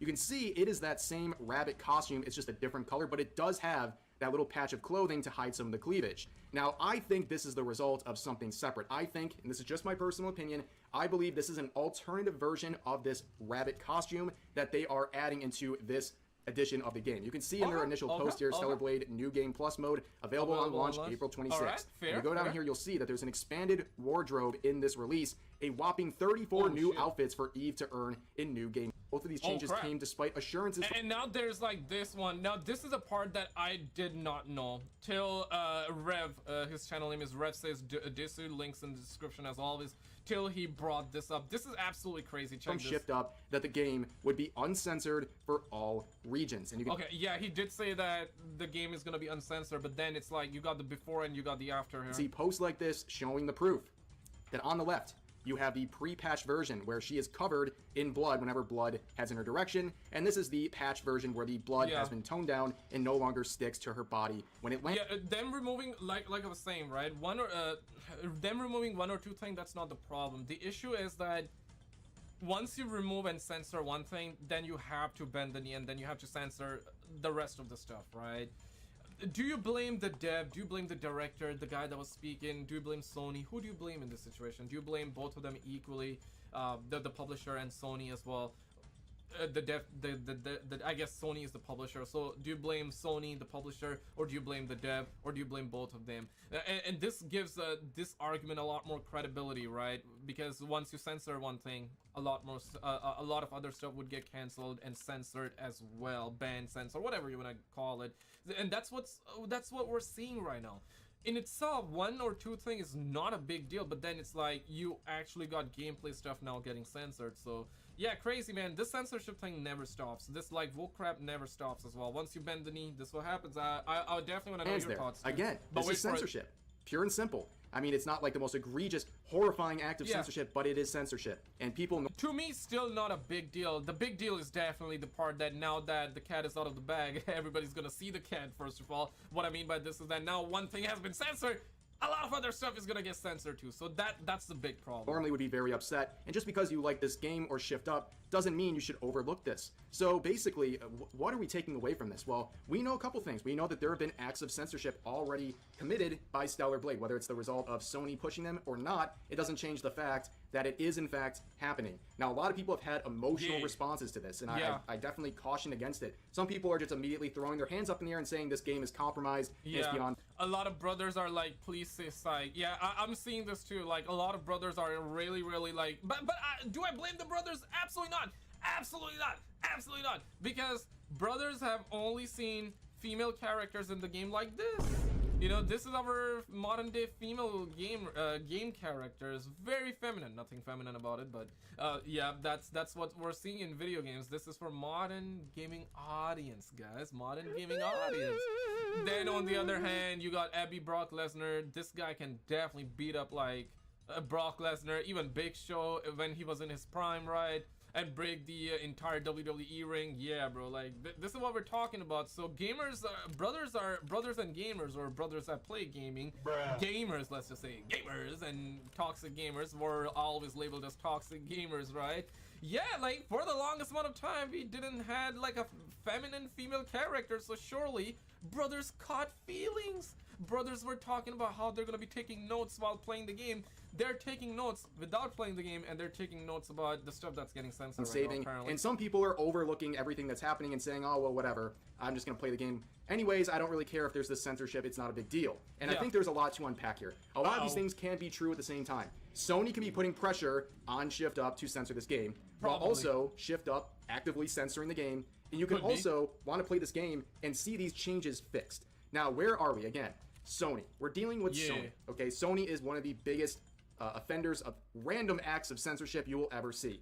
This is something that was already kind of acknowledged by the director of Shift Up and Yoko Taro, who is the creator of course. The madman Yoko knew Kim wouldn't pass Sony's strict rules with Stellar Blade. Kim was at gunpoint. Damn. Hashtag free Stellar Blade. Near Autonomous. So in an interview, they're going back and forth. They wanted to ask if there was any fights with Sony Interactive Entertainment since they are publishing Stellar Blade, where the director would say, he would glance around the staff members in the room and laughed, the people at SIE are very, very nice. And then Yoko would say, SIE's staff members are pulling faces I've never seen before. I wish the readers of this article could see it. There's definitely some sort of attention and an acknowledgement between these creators that yes, there is some sort of a censorship issue when you're dealing with Sony. And that's not something that's surprising. We've seen how brutal they've been with their censorship, especially of Japanese products, where they have routinely tried to tone down anything they can in these games. In fact, the reason a lot of people are angry about this is because there seems to be a weird bias when it comes to certain games versus others. They're trying to censor and basically button up the designs of Eve and Stellar Blade, while they're also simultaneously selling games like Baldur's Gate 3 that has full-on nudity and an option for players to have sex with bears. Like, it's... Damn. Whoa. I was not aware of that. Yeah, so a lot of the degenerate stuff is allowed, but like normal stuff is, hetero stuff is not allowed, right? And obviously, like, you bring in, like, we talked about it, like, I guess you're gonna be a millionaire after watching this video. If you're at this point, you're a millionaire, man. Stop counting how many times I said. But guys, recently we had this BlackRock situation, ESG situation that got exposed. We got the entire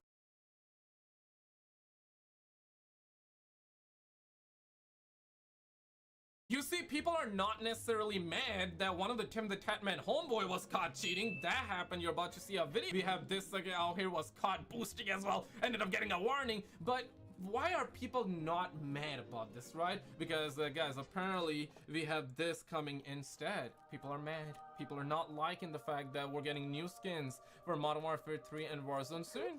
We're getting Teletubby skins, guys. Teletubby skins coming into the game. And there are two types of people. Let's just add these guys up until next TVH. A guy says that. Then another guy comes out and says, are these Teletubbies this hard? I'm buying.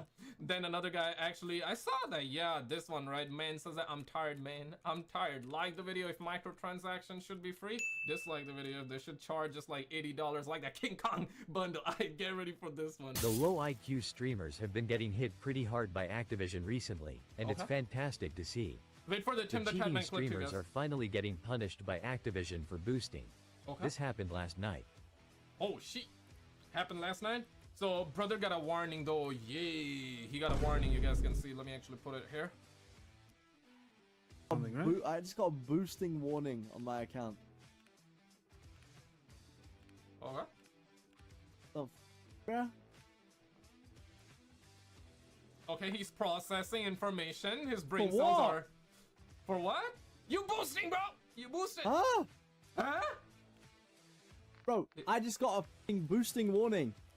They probably don't like the cash dropping at the end of the game. Okay, but... Man has the audacity to... That's not my fault, bro. Yes, it is. That is called boosting. Streamers are doing this. Same energy like Nadia. You remember when Nadia was like, strong, independent. It's not my fault that I am strong. It is not my fault. Yeah, we got the same energy. Like the video for that top grade acting, though. This is when low IQ streamers will drop cash, so the enemy players can utilize this, allowing the cheating streamers to get unfair kills, to increase their scores. Okay. No, we got hit. One left. He's in green. He's a green. Yeah, his brain cells are fighting each other right now. Stack with me, so we can like trade it. Biden, where the hell is Biden at, bro? Biden needs to do something right now, bro. Like. He jumped out. Jumped out. Yeah, he got. Yeah, he went on low again. I dropped the money. Took the money, okay. I dropped the money. Bro, like, the way this guy is moving, bro, not even the aliens in the sky can move, not even the UFOs in the sky. So any user who colludes with another user to exploit the game for the purpose of gaining XP, prestige, game score, weapon level, or in-game unlocks is subject to penalty. Like, how many freaking times do I need to read this out? It's actually insane. I mean, ADC, that is the most pathetic thing I've ever seen from this company. From Activision, I mean, they've done some awful shit. This is the most pathetic for two people that are taking it literally, I'm joking, by the way, but thing I've ever seen. Ever. He got boosting warning, like multiple of them. Damn, homie. It is the most pathetic bullshit I've seen, even to this day. Yeah. Please do not forget to like and share this video to help spread. Like and subscribe, and shout out to the homie Call of Shame, guys. Definitely hit the homie up with that sub, man. I'm telling you, man, he's a NASA disgruntled employee, and he be out here like catching cheaters nowadays, bro. It's crazy. It's wild. Where is Biden? Maybe he needs that ice cream cone. What a absolute joke. FIFA claims whitelist I lost 300 SR. I lost 300 SR, like 7 or 10 hours of gameplay. Sat in a lobby because of a game bug and got none of it back. And then I get a boosting warning because I dropped money for a guy in the end zone and he decides to res his teammates. And everybody else in the entire world does the exact same thing. And I get some report. Like, Yeah. Like, what the f is this shit, man? That is the most f***ing stupid thing I have ever Yeah, Activision, like, why? Let this brother, like, boost around, bro. It's fine to...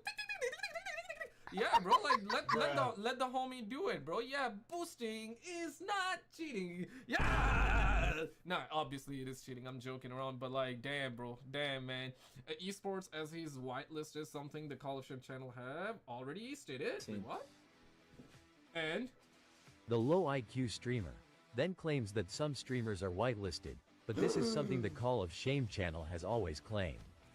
Let's just say there's a certain number of people who are somewhat immune to being spam reported. Oh my god!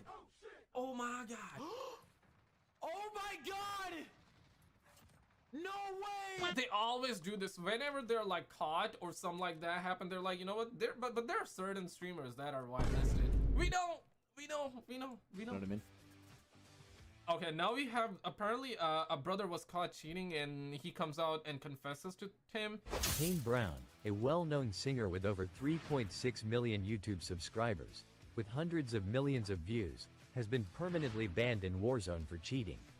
He admitted to downloading cheat software on stream with Tim the Tatman, in which he stated he was banned by the Ricochet anti-cheat. Yeah. I ain't even gonna lie, my last account that I was friends with you on, I downloaded hacks on that one, and didn't even use them. I didn't use them. They were just on the computer, and got banned. Did you really? Yeah. It's actually good. You just I didn't even get to. I downloaded it and then didn't even get to play like the game. What made you do it? You're one. You sir are capping. You sir are capping. Like brother, brother, What? What the hell? Who? Okay, so you're saying that you downloaded the cheats, and you didn't use it? Come on now, bro. What we talking? Who are you trying to fool here, bro? Like, yeah, okay, I downloaded the cheats, but I didn't use it though. They were just like, fuck it, I'm gonna give it a shot. Dude, it was like right when everybody started cheating on Cal. Right. And they weren't doing anything about it, and just the game was not fun anymore. The problem is, Tim didn't seem to have any problem with this, because when it comes to streamers, they change the rules. Yeah. I mean, like, everybody's like, so I feel like that we're at a time where everybody's like so desensitized. Yeah, okay, you cheat, oh, whatever. Oh, cool. Oh, okay. You cheat, oh, okay. You cheat, okay, yeah. I mean, like, what the hell are we talking about? The homie out here will be like getting ready to sleep, bro. Like, he's like, yeah, let me just stretch here, let me just stretch there. Oh, you cheated. Oh, okay, it's fine. Oh, and you didn't cheat, but you downloaded it cheating. Oh, okay, it's fine, bro. Claims he downloaded them, but never used them. Yeah. However, Ricochet back in 2022 did not scan cheat loaders, so it would mean he needed to inject the cheats in order to become detected. Even now, Ricochet is not looking front-end at loaders. Okay. Huskers instantly denied the claims, which is the first rule of streamer world. No streamers cheat. Is Kane Brown actually good? He said on live stream his main account was banned for using cheats. I highly doubt he said that, bro. Kane's good, but he definitely has never used cheats. Streamers and good players know instantly when somebody's cheating. Shush now. Then, when he realized he was wrong, he moved the goalposts. I don't know, Atlantis. I highly doubt that Kane actually used the cheats. Yeah. Highly doubt it, bro. Kane Brown was permanently banned during Warzone Caldera. Okay, you know what? At least they're loyal. At least the accused cheater, because even Huskers is accused of cheating, right? At least the cheaters kind of stick together and they protect their homies. At least, right? Like, you know, credit where it's due. At least they are loyal. You know, at least they are loyal to their cheater homies. So that's a positive. Just trying to find like positives out of all the BS that's going down in Call of Duty and online Yet, gaming, guys. Activision still paid for him to appear in the cringe Modern Warfare 2 commercial. Okay. Along with the Nuke Squad. Remember when Joe said this? Zero.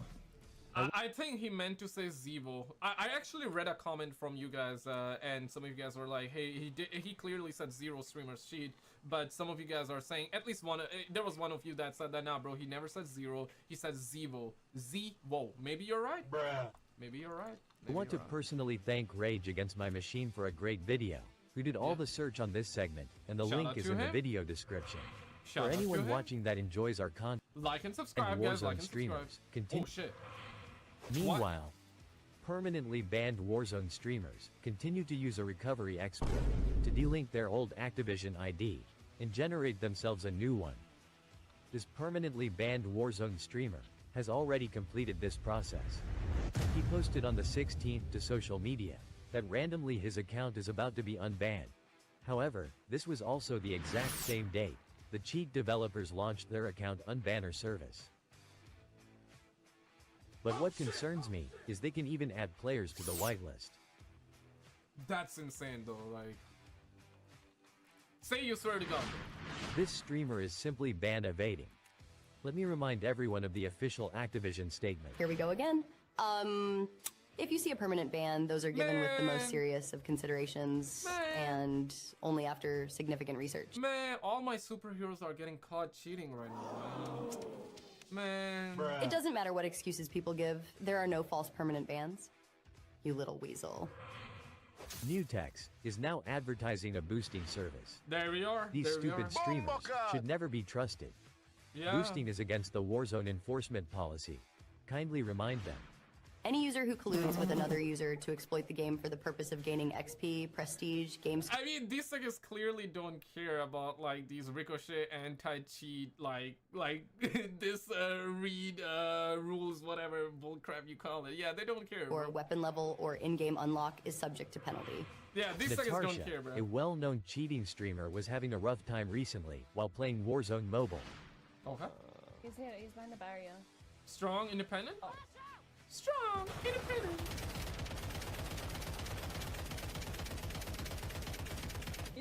She just couldn't hit anything, even on controller. You know something is wrong when even the game developers think you're cheating. But they will never ban her. She no longer strong, independent. I got a BBL last night. This is why my aim is all over the place. That's probably why.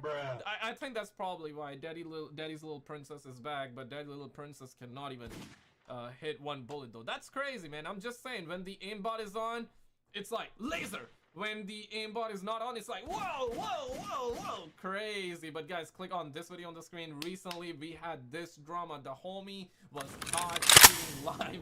Deadass though. This also happened. Click on this video on the screen on the left. This video is on my second channel. Check out both of these videos, and I'll see you right there, guys.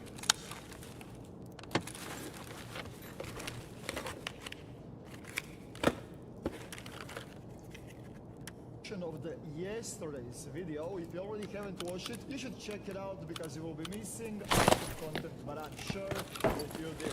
I will be covering all of the beautiful things that were happening yesterday on the live stream and all of the drama in case if you did not have time to check it out by yourself. So as your fellow Tarkov weather reporter trickling in, let's just start from the beginning. For all the people, and there is a lot of them that are defending technology. For a lot of people that are defending Battlefield games with the comments, it's not DLC, Rob. It's obviously not DLC. The Battlefield games said it's not DLC. Can somebody please go on the official Escape from Tarkov Discord and tell those guys that it's not the DLC? It's fucking 10:36 a.m. by the way. The whole world is sleeping right now. Bros are unhinged. Even the Discord moderator has the name. I mean, we cannot see his name. We have to pay hundreds of bucks to unload the name.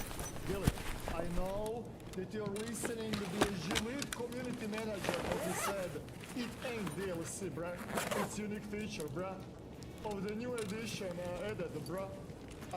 What is DLC? Downloadable content. Let's go on the dictionary real quick. Let's ask dictionary what DLC stands for. Dictionary browse DLC. Abbreviation for downloadable content. Additional content that can be purchased online and added onto a video game as to enhance its features.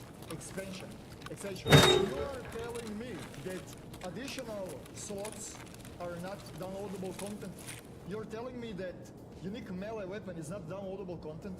You're telling me that all of those items you don't buy it and you don't get that. You're telling me that those new pay-to-win features that they will be adding in the game are not downloadable content? If the LGBTQPT+ community took the meaning of gender, that does not mean that the Battlefield games has the rights to take the meaning of DLC. It's DLC, downloadable content.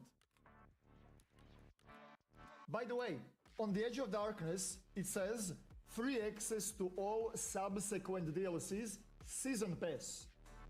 Let's check what Season Pass means. This is from their official website, by the way, Escape from Tarkov Support Knowledge 429. What is Season Pass? The Season Pass is access to additional paid content, DLC, that will not need to be purchased separately by Season Pass holders. The Season Pass is only included with the Edge of Darkness and the Unheard Edition pre-order package. A number of paid and free add-ons are planned for the Escape from Tarkov, including new content, locations, mechanics, etc., which will be released after the release of the main game. You can call it DLCs, you can call it mechanics, you can call it however the fuck you want it. They promised to us. And by the way, if they added skins in the game with the microtransactions, they would earn millions if they need money. They literally decided to spit into the face of all of us, of all of the fucking Tarkov fanbase, dude. And by the way, before I continue with the video, if you decide to upgrade your Edge of Darkness edition to the Snob edition, your account is gonna lose value, dude. Sure, it is gonna cost more, but I think that people are gonna appreciate and respect that golden crown right now way more than a shitty new Snob package. Just saying. I'm not gonna say don't do it. I'm just telling you from the investment, from the point of view as the investor. I would not upgrade your EOD to the new version. Despite the fact how tempting it is when you open the fucking Escape from Tarkov to see this locked content. That locked content that was promised to us. Don't do it. I would not do it. You're gonna lose the value of your EOD, a well-respected edition. Before I continue, another thing is that on their, again, official website page, Escape from Tarkov, Support Knowledge 443, this is the description of the Edge of Darkness edition, okay? And all the way on the bottom, you see secure container. If you're using a web archive, Wayback Machine, you can clearly see that they edited this yesterday. Yesterday, they realized that Argama was not so unique anymore. They had to edit the history to hide the truth. Classic Battlestate Games tactics that they are using since the beginning of the dawn, homie.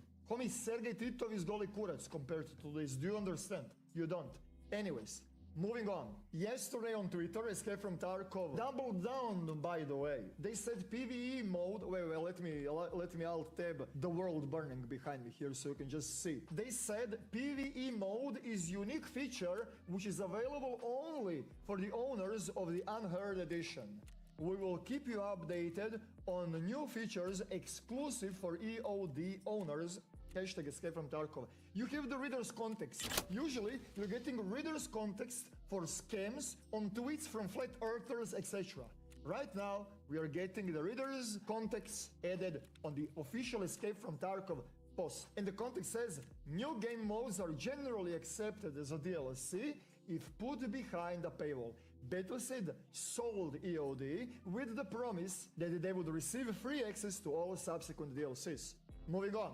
Somebody pointed out in the comment section on my yesterday's video how this edition is the first edition that is pay to win because all of the previous editions had unique features that you could unlock with playing the game. But this is the first time where they are adding the exclusive content DLC locked behind all of us. On top of the extreme pay for the convenience, they're also giving the unique items that are only available if you swipe the credit card. By the way, there is one thing that completely slipped through my fingers yesterday about this edition. This edition is built for the snob cheaters with the premium cheats that are being undetected, that are carrying little billies. Please let me explain. So you're Little Billy. You need to kill a Sanitar and Glukar for your quest, but you suck dick. Boss way too good for you. So cheater that has Unheard edition will be jumping in between the raids solo without a Little Billy. He will just be scanning the raids until he stumbles upon the boss. And when he sees the boss, he's gonna approach the boss, kill everyone, clear everything, right? And then he's gonna call the signal distress device, by the way, so Little Billy can jump into the raid with him. So the cheater clicks on the boss's head, and Little Billy is happy, and Cheater is happy, and Nikita is happy. Everyone is happy except people that were in the raid. On the end, I want to give a shout out to all of the devs from the other games making fun of the Battleset games. First on the list we have Eroctic tilted as ever. Dude is just a tilter. Let's enjoy a video. Is the worth of a human life? I can't give you that answer, but I can tell you the worth of an elvish life. 62 meat and 17 leather once you really peel them down. Hey people, Seth here. Despite doing this for several years, I have never figured out how to use a microphone, and for this, I sincerely apologize. Songs of Six is an ambitiously made, self-styled city-state simulator, developed for the better part of 7 years. Now, imagine you start playing the game, and naturally, you play the tutorial. I imagine most people do. The difference, however, is that over 100 hours later, I am still on the tutorial. This is the story of Jackaton, the default starting location for the tutorial, which is named after the developer. We have no mountains, no natural resources, a sprinkle of trees, a small lake, and generally nothing. We're sandwiched between 4 neighbors, the city-states of Tegenval and Sluva, and the empires of Starless and Ulisu. In a word, it's not looking very good for us. In the beginning, you start with a couple dozen citizens and a dream of something greater. Unfortunately, we are Crotonians. These are peaceful vegetarian pigmen with no aspirations beyond slumming in the dirt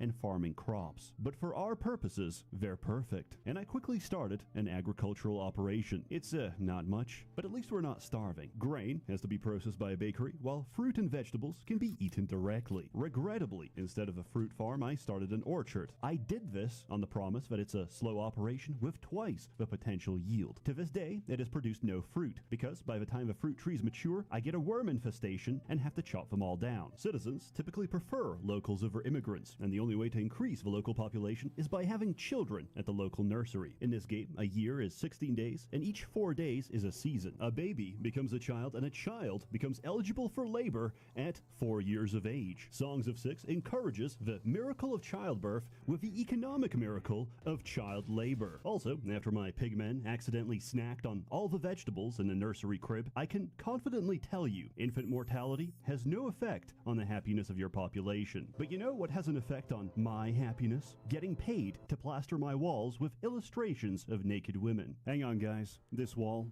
it's so barren, so dull, so lifeless. Luckily, today's sponsor is Displate. Displate is a unique metal poster designed to capture all your passions, whether they be Elden Ring, Star Wars, Warhammer, or Call of Duty. Displate has over 2 million artworks across hundreds of brands. If you know me, you'll know I love my Displates more than any lame paper poster. But what if they could be even better? You see, I can only look at my normal posters. That's a problem. And the solution is Textra, Displate's brand new tactile poster collection. Now I can run my fingers along my precious Displates and really feel those tactile textures, 3D contours, and selective matte and gloss effects. And of course, it makes them look even cooler. The new Textra finish will be available on hundreds of the best-selling Displates, and Displate looks forward to expanding the library of Displate textures in the following months. So, what are you waiting for? Go to displate.com/Seth and check out the selected designs that you can now get with a new Textra finish. Transform your walls today with Textra. And thank you to Displate for sponsoring this video. Your city lives and dies on happiness. If you fail to keep your citizens happy, you'll start a failure cascade that ends in ruin. The simulation goes down to each individual citizen and measures the average fulfillment of their needs and desires for that particular race. Race is an interesting topic. Some races don't get along. Some races are predisposed to crime. Some races control our educational sector, our labs, and our academia. But what else am I supposed to do when everyone else hates education? I'm talking, of course, about none other than humans. Humans are troublesome, criminal, and have the lowest sanity score of any race, which means an essential component of any healthy human population is an asylum. But they heckin' love science, which is important because this game handles research in a unique fashion. You don't just learn something. No, you research it, and then you have to pass on that generational knowledge across time. Remember, we don't start with paper. We get to that point after multiple generations of oral tradition. And even then, we have to maintain and preserve our existing knowledge against entropy. Almost every other race dislikes intellectualism and prefers to be indoctrinated. This is advantageous as it fosters loyalty in the absence of happiness. An open mind is an open bussy, its gates unbarred and unguarded. Some might argue that great men are made, not born. In a case of Dondorians, that is literally true, because they appear as fully formed adults at the base of a mountain. For this reason, the only way to get Dondorians is by immigration. They're good at mining, they're good at Minecraft, they're basically dwarves. The Talapi are forest-dwelling elves. They're good with trees and they're good with nature. What else? They're also known for violating human men for several days before they cannibalize them. Bizarrely, this makes them compatible with a cave-dwelling Garfimi, who are effectively bugmen. What they lack in skill, they make up for with raw numbers. And there's nothing bugs enjoy more than plucking limbs from the other races. And while most cities will have a mixed population, some races don't get along with anyone. The Amevia are coastal-dwelling lizard men. They're uniquely xenophobic and incompatible with other races, which is offset by their impressive physique and high lifespan. If you want a true monocultural isolationist experience, try the lizards. Finally, there are two giant races you can't normally get. The in-lore explanation is that their populations have been decimated over the course of several great wars. If you control a region containing a haven and satisfy their high demands, they can be convinced to join your cause. While they have many differences, they do share a common trait: They're fucking gigantic and make for the best shock troops in the entire game. There's a bit of an irony in a sense that they're incredibly rare and almost extinct, and the best thing they're good at is getting even more extinct. The Argonash are spider leviathans with a voracious appetite. They don't care for anything except food, which may sound simple until you realize the logistical nightmare of providing 4 meals a day to every person on the map. The Cantors may ask for more up front, but they're easier to satisfy. Generally. Once, I arrested 2 people at the same time, but only had 1 courtroom. One of the 2 arrested thieves had no legal representation. They considered this a complete breakdown of my legal system and left in disgust. But at the time, I knew none of this. I was a young blood, desperate to turn a profit and expand my settlement. YouTubers are a prime example of making the most amount of money with the least amount of skill and intellect. In a fair society, these are the people who should be toiling in the coal mines and dying of black lung. Appropriately, I simulated this by importing Garfimi slaves and renaming them to my favorite content creators. I invested so much into this coal mining operation only to find out I've spent several in-game years for a tar pit with 30% efficiency. It wasn't just unprofitable, but because of the size and scale, the cost of maintenance alone sent me into the red. On the other hand, I found out slavery is actually quite well received, as my citizens enjoy a slave population so long as it's not their own. My settlement grew, and unfortunately, crime had become an issue. Another day, another flashing. The people lived in fear. Arrests had to be made, but because I spread myself so thin, I didn't have the resources or manpower to enforce it. And so, the public indecency continued until I increased my coverage. And after the prison started filling up, I am forced to make a difficult statement. Dundorians are sex pests. Of the 5 indecent exposers, all 5 have been dwarves. I have no further comment. At this point, I was earning capital by exporting furniture. This game doesn't have a fixed economy. Trade prices fluctuate and work on the rules of supply and demand. Basically, if you can make your own, that's strongly encouraged. If you have excess to sell off, that's good too, but overtrading a commodity can apply disproportionate pressure on the value, which is minimized by the number of trade partners. So, if you want money, you better diversify. But if you don't, poverty also has its advantages. If our treasury is empty and we're dead broke, guess what? Our diplomatic gifts mean a whole lot more, which is important because if our reputation drops to 0 with any of the 4 factions bordering us, we're getting invaded. And with a current standing army of 0 men, I don't fancy my chances. So I would intentionally dip my savings into the red, plead, cry, and defecate in front of my neighbors, and a pathetic display made me an unattractive target for assault. I would reputation farm into the multiple thousands so I could reliably forget about it for the next dozen years, while enjoying the benefits of almost 0 taxation on all trade. This gave me a lot of time to experiment and figure out what I'm doing. Firstly, I tried mining gemstone. Subsequently, I failed at mining gemstone. Instead, I used the natural fertility of Jacketon and turned it into an opium plantation. I still had a lot of Garfimi slaves left over and put them to work in fields of poppies and cotton. However, I got overly ambitious and my bugs got a little rowdy. There is no other situation where the following words can be said.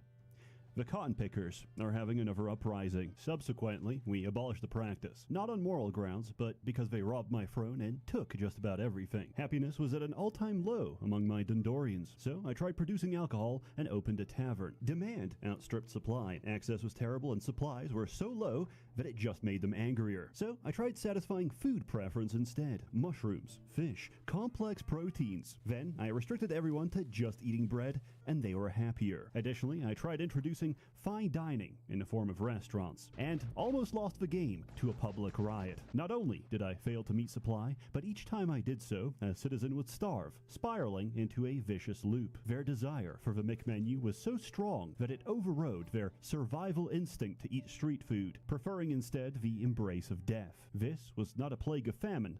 It was a plague of choice. After the many lessons learned, alcohol is haram, cooking is forbidden, and our entire food pyramid is bread. Finally, I did make a breakthrough in citizen satisfaction. It turns out that when I select and look at a random peasant, they are not meant to be caked in shit. And only after building bathhouses 40 hours into the game did I make that connection. Around this time, I also realized, after reading the tooltip, the reason for my insane cost of maintenance. You see, buildings have walls. Walls increase isolation.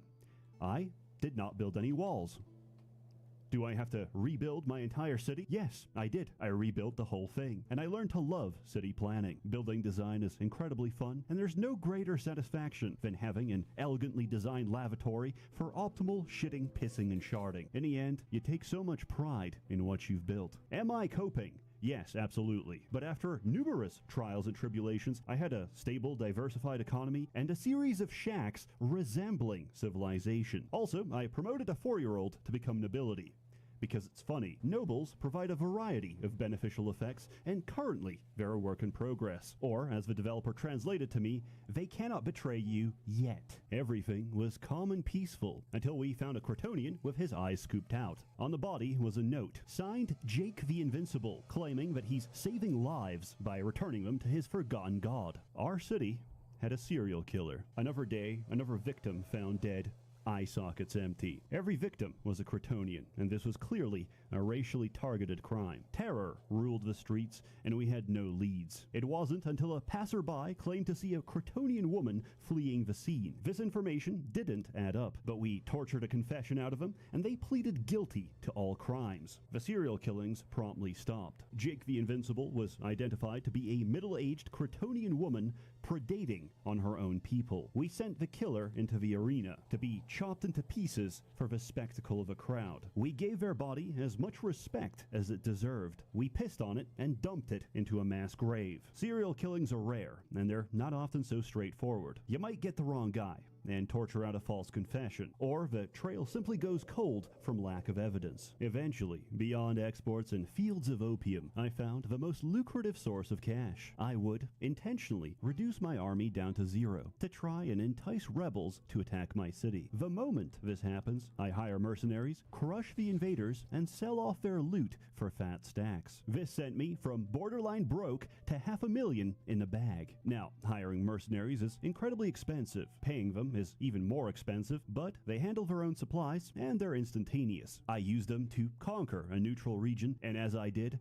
my brain expanded and my neurons started firing, because suddenly I can hire more. For each region under my control, I get access to 5 extra mercenary companies. So I hatched a plan. Take all my money, raise an army of mercenaries, and conquer Winsta, the weakest nation I could find nearby. With each city taken, my numbers increased, eventually laying siege to their capital. I sold everything to keep those mercenaries paid. I almost ran out of money. If that siege lasted a day longer than it did, I would have lost. But in the end, it was worth it, because I reached the max limit of mercenary companies, and I could now recruit enough men to overpower anyone. Problem is, they're asking for 750k up front, with a daily fee of 100k. Soldiers of fortune have a steep asking price, but what if the Golden Horde could pay for itself? I've been on the back foot of negotiations, pleading and groveling to my neighbors for mercy, until now. Selling my spoils, I muster a short-lived but massive army, declare war, intercept their army, and immediately sue for peace, to which they have no option but to accept my favorable terms. The best part about shotgun diplomacy is you already know the answer each time, because once they surrender, we do it again until we empty their entire treasury. Unknowingly, they just paid for their own demise. The century of humiliation was over as Jackaton turned on their allies. No longer will I be extorted each time it's their nephew's birthday. Tegenval and Sluva were too small to resist. The elvish empire of Starless to the north was a different story, but led to the development of strategies I'd replicate going forward. Economic hyperwar is the act of manipulating the enemy to take decisions that are numerically beneficial while destroying them internally. We invade cities, sell them back to the enemy, only to invade them again. Then we use them as bartering chips for other cities, take control of those cities, demolish the walls, and advance our front line. We remove the need for extended siege and reduce the enemy to a single fight. There was only one exception to this. As luck would have it, the human empire of Ulisu to the south had the largest standing army in the world. Even if I recruited every mercenary, I would still be outnumbered 2-1. So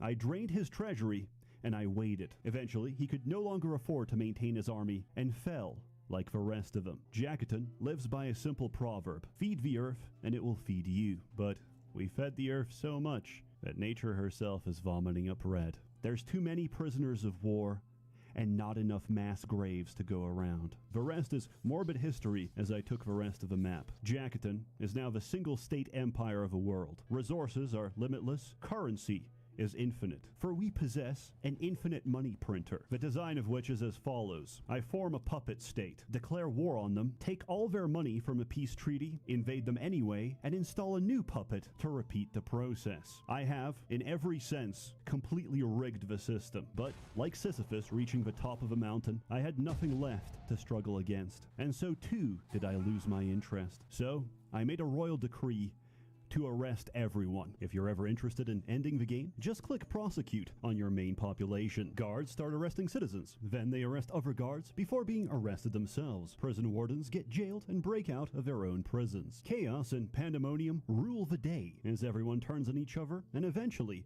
they turn on me. In summary, Songs of Six has a very expansive, detailed, and enjoyable tutorial. At 160 hours of playtime, I can't wait to play the actual game. This may not take the spot for Game of the Year, as we all know that's reserved for Churn Vector, but it's a very close second. The graphics, the changing of seasons, the music, the scale of a simulation. Considering this is written in Java, I have no words. There's no other game where the line between city builder and sociopathy is so blurred. To demonstrate this, for my second playthrough as the Garfimi, I proposed a novel form of meat production. It's less of a ranch or a pasture, and more of a tilapia nursery. For reference, at a consumption rate of half an apple a day, a fully grown tilapia child costs us 32 apples, but gives us twice that amount in meat and leather. And once they're adults, we arrest, execute, and butcher them. The tilapia child to tilapia soup pipeline is highly effective. And while my humans don't agree with cannibalism because they're bigoted chuds that can't grasp the richness of Garfimi culture, their stomachs can't complain. So, what have we learned today? 1. Prisoners are the ultimate cash crop. Labor is a resource, and so are they. 2. Look past people and their differences, and see them instead as a source of protein. 3. Much like real life, retirement is economically unfeasible and exists only as a carrot and stick to motivate the working class. I give this game my highest recommendation. I give it no days of food out of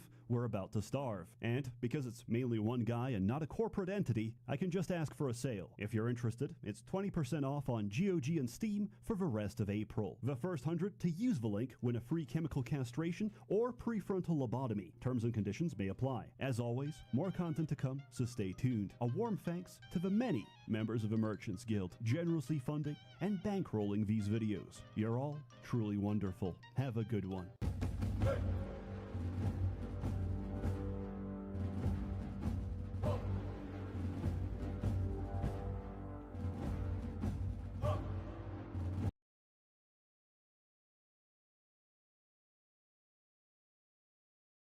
Hey people, Seth here. To address some allegations, I'd like to ask a simple question. Are you really upset because I was on the flight logs? Or are you upset because you were never invited? Fantastic Dizzy is a game which, unlike the highly optimized projects of today, is less than 800 kilobytes and fits on a floppy with room to spare. It's a DOS game, so we play it on DOSBox. It's a tale older than time. You are an egg called Dizzy, and your egg girlfriend has been kidnapped. Save her before she gets groomed by the vaguely Arabic-looking wizard. Along the way, solve puzzles by using the right item. You can only hold free, and the only way to reshuffle them is by dropping them on the ground. It's a simple system, but it's an adventure game, so everything is an insane leap of logic. Deadly spikes, Persian rug. Burning fireplace, bucket of water, which looks exactly the same as the empty bucket of water, but has to be dropped into a specific pool of water to become the bucket of water, or else it doesn't work and you have to backtrack all the way to the graveyard. Also, because you're an egg, you roll like an egg. This can filter a lot of people as you'll roll into enemies. The Yolkfolk village is infested by spiders and snails, while the city is overrun by shape-shifting Hasidics. But none of these are as bad as the butterflies, which do no damage, but stun lock you long enough that you die by something else, as evidenced by the fact that he is healed not only by eating fruit, but by the mere presence of precious stones Dizzy Dogs. is a Semitic life form, and Grandpa Dizzy is probably some kind of century egg, which explains why he has to live in hiding out of fear of becoming an Asian man's delicacy. The objective of this game is to collect 250 stars that lag your screen each time they appear. This is the intended experience, as increasing your CPU cycles will make the extra life minigame impossible, as the hourglass is tied to your clock speed. These stars are non-negotiable, and you can't finish the game without them. Some are sadistically placed, and you can't get to them except by falling in a particular manner from several screens away, let alone know of their existence. At some point, the game even expects you to trick shot yourself against butterflies to get the final stars, while platforming on a series of clouds that sink the longer you put weight on them. But that's late game. Early game is getting filtered by the minecart, which boils down to a single strategy: guessing. You guessed wrong, you get splatted. Or in my case, you take the wrong exit and get stuck on a beach. At the time, I didn't realize you could take the entrance back to the mine and drowned in the ocean. Then I came back after the bubble riding minigame and got filtered all over again because I brought my aqua lung, but no flippers, and I couldn't swim out of the bottom cavern. Dizzy has taught me that I haven't progressed very much as an adult, and I'm struggling with an hour-long video game that's old enough to be the child bride that died giving birth to me. At least the music is nice. In general, this is a very nice game that you could show your grandma. It's not some NTR RPG Maker slop that would surely break her pacemaker. In the end, you fight the wizard. He's not very good at magic, but he has a mirror, which is good at reflecting magic. He's turned to stone and dies, presumably as an involuntary celibate. Your reward is a kiss from your fair maiden, which I think is reward enough. Recently, I had an epiphany. I cover many games where I have a script, I have footage, but it's not long enough to justify a full video. Then I realized the title of a video doesn't have to be accurate. So, I have no lack of content, which is important when I'm committed to giving sponsors the lowest quality for the highest rate of return. There are three things I value in this life: my mother, my data, and your mother. You know who else loves these things? Data brokers. Remember, everything you do online can be traced directly to your IP address via your service provider. But they wouldn't sell your personal information to governments and private companies just for a quick buck, would they? Ha! Data brokers use this information to piece together what kind of person you are and sell you ads. Just last week, I googled one C++ tutorial. I now own 6 pairs of programming socks. I don't even know how it happened. Such is the horror of a dreaded data broker. How did they know it was me? Because in one brief moment of foolish weakness, I forgot to turn on ExpressVPN. ExpressVPN masks your digital footprint and stops those pesky brokers in their tracks. And it's not just brokers you gotta look out for. Ask yourself this: who owns the Wi-Fi you use to browse all your favorite content? Is it your mom, my mom, your boss, perhaps your local public library? Well, if you and your waifu keep having these not-so-secret rendezvous on their Wi-Fi, they can still see everything, even in incognito mode. Now, your mother will disown you, your boss will garnish your wages, and the library will revoke your card. Now, your JoJo library date is cancelled. But Seth, I hear you cry. All this computational back and forth sounds really complicated. Not to worry, my friend. ExpressVPN does all the hard work for you. Just turn it on, hit one button, and voila. All your network traffic is sent through a secure encrypted tunnel. How strong? So strong it would take a supercomputer 1 billion years to crack. Find out how you can get 3 months of ExpressVPN for free by visiting expressvpn.com/Seth or by clicking the link in the description below. What if I told you an action RPG released 2005 that's over 19 years old had fully working multiplayer?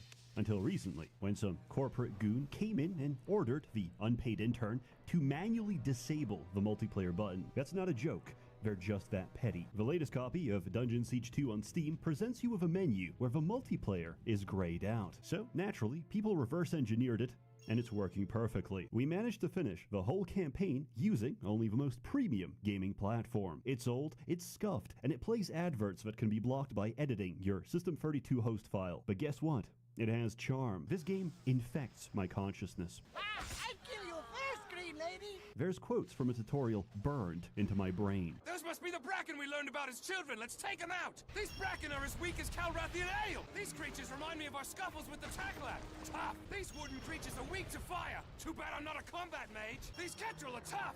Next time we see one, use my brutal attack power on it. That'll surprise them. The story is very simple. You and your friend Drevin enlist in PMC Wagner. Before dying, he gives you his magical plot armor amulet. We have completed our task. When do you expect our pay? Look out! And then he dies. The rest doesn't really matter. You don't have to pay attention. Just kill things and have a good time. Oh my lord, I don't care. Wait, An age ago. Wait, Zerum.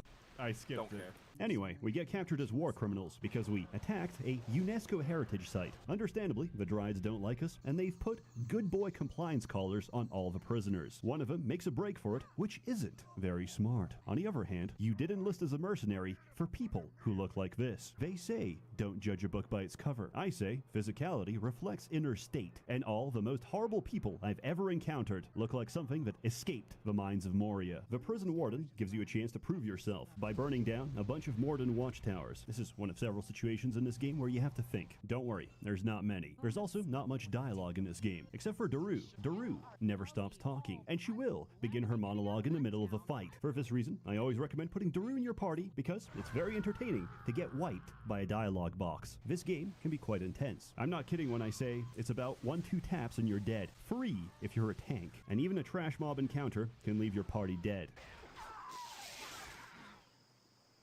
I'm gonna be real. This ain't looking good. So it's important to have a plan, build, or idea of what you're doing, which we did not. You level up by doing damage of a particular affinity, melee, ranged, combat, or nature magic, and you can mix and match freely. Don't like your mage? Pick up a sword. Don't like your fighter? Take a bow. There's nothing stopping you from leveling every single tree except free time and practicality, and there's no limitation on what any of your characters can be. Did my friend have to relevel Tar as a combat mage? No, but it's funny. The Broken Worlds expansion adds 2 hybrid classes, Fist of Stone and Blood Assassin. One of these sucks ass. The other one lets nature mages have more armor than the tank. If you find yourself dying, just get more armor. There is no other statistic that matters for the average player. Leveling an affinity lets you put skill points in that tree, and certain combinations unlock powers. Powers win fights. Everything else is irrelevant. It's just filler until you use powers again. You charge them up by doing damage, and you release them when you want dopamine. The first difficulty curve is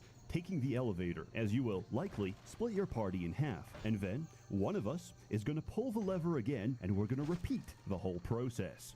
You know, it's not your fault.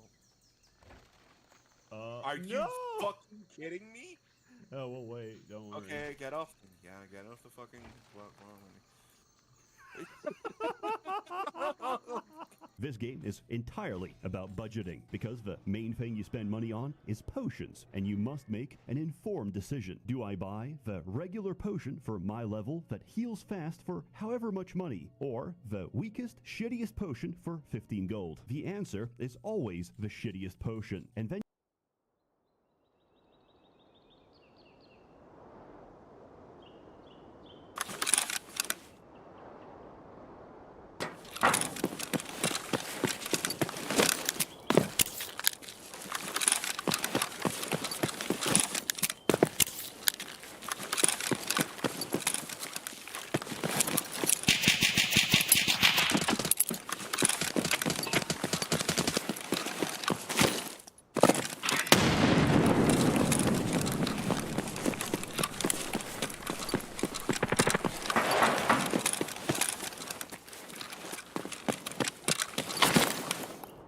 Wait, I actually killed him with the nade, I think. Wait.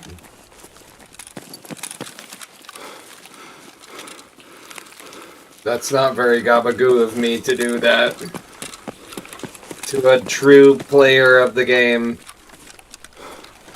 I mean, wow. He's gotta be thrilled about that one.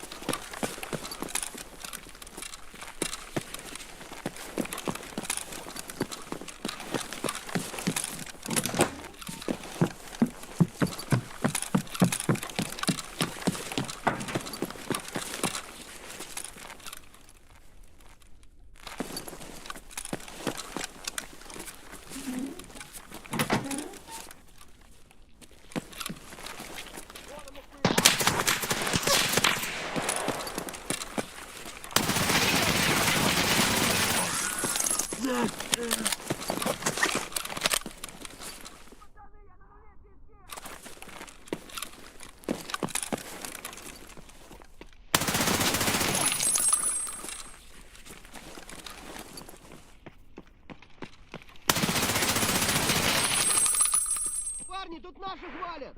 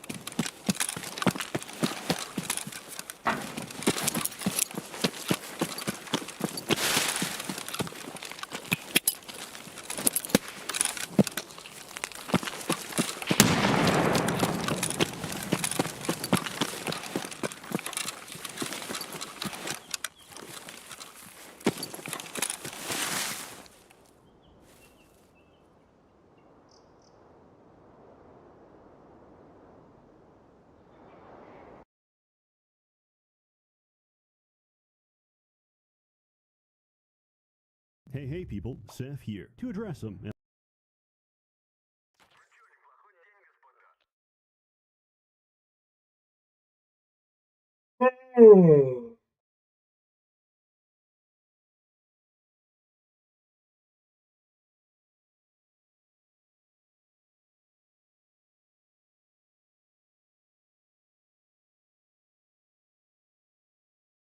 And you know that was like a 4-line of code change they could have done in 2016, right? 100%.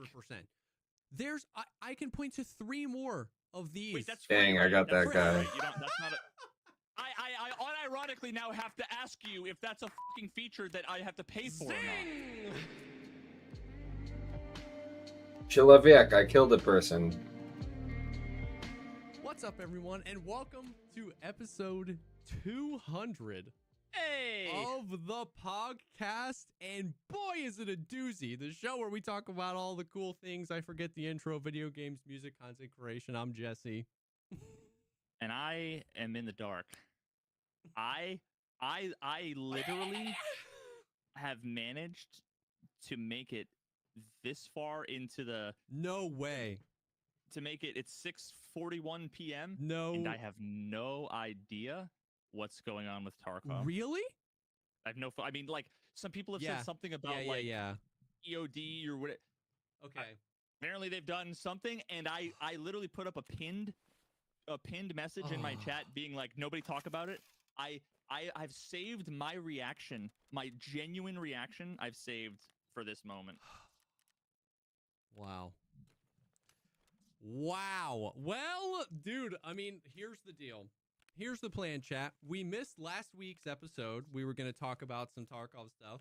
Then, for tonight's episode, we were going to talk about a bunch of Gray Zone stuff because we did the playtest. But all of that is getting pushed. We're going to talk about Gray Zone tonight because we're not going to spend 2 hours on this. I would literally implode. But we have to start right off the dome with what happened today. Yesterday.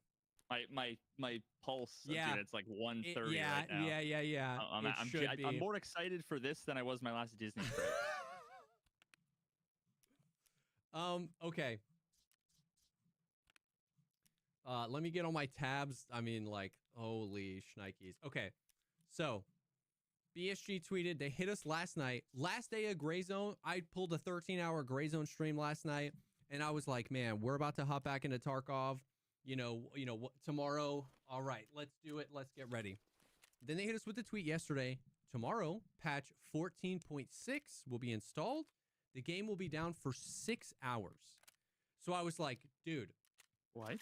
Like, let's go. Yeah, right? Wipe. I was like, this is going to be sick.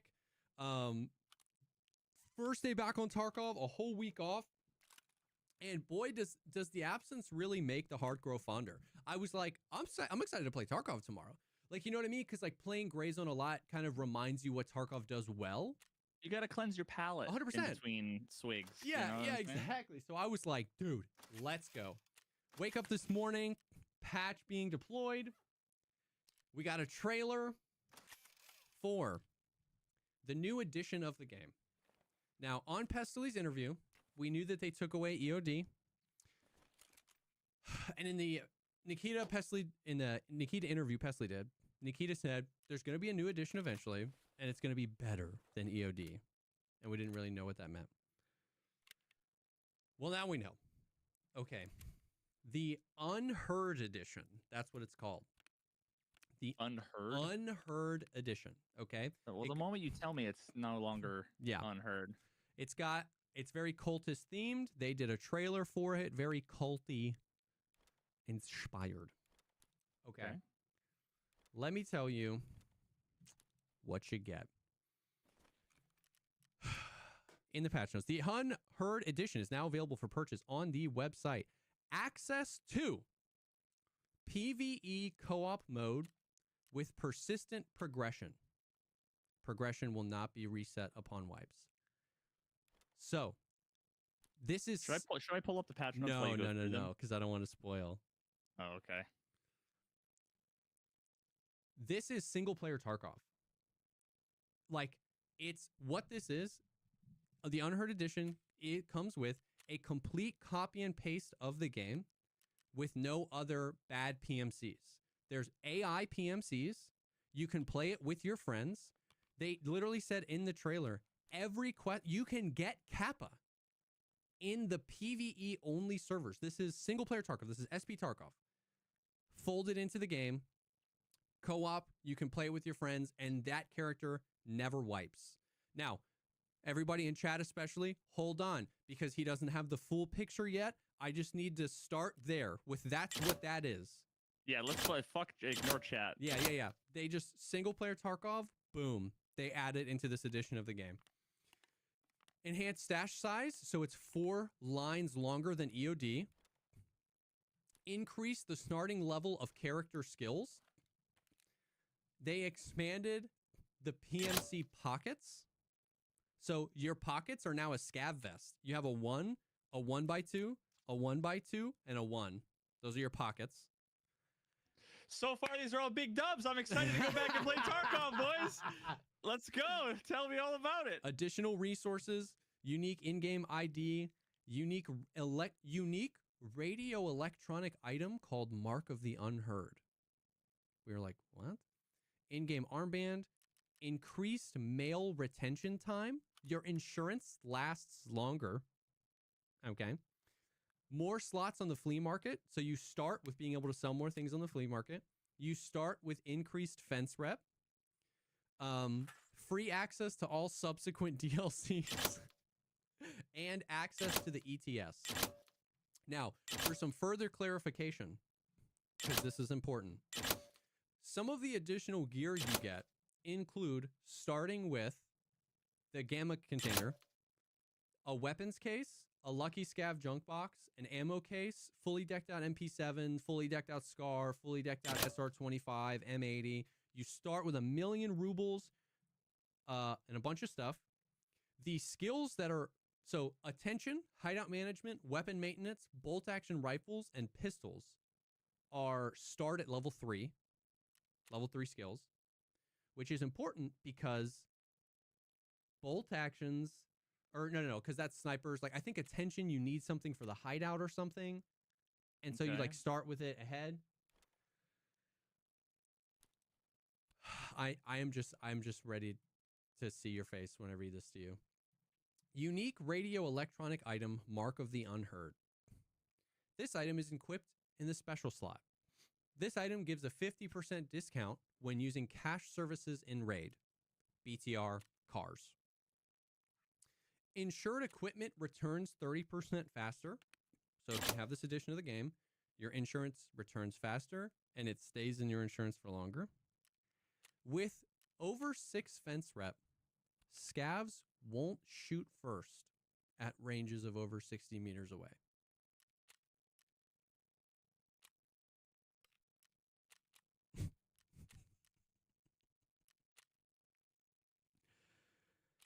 Also, Wait, so I can't tell like which of these things is going to be like the bomb. I know. We're not there yet, here's right? The deal. Here's the deal.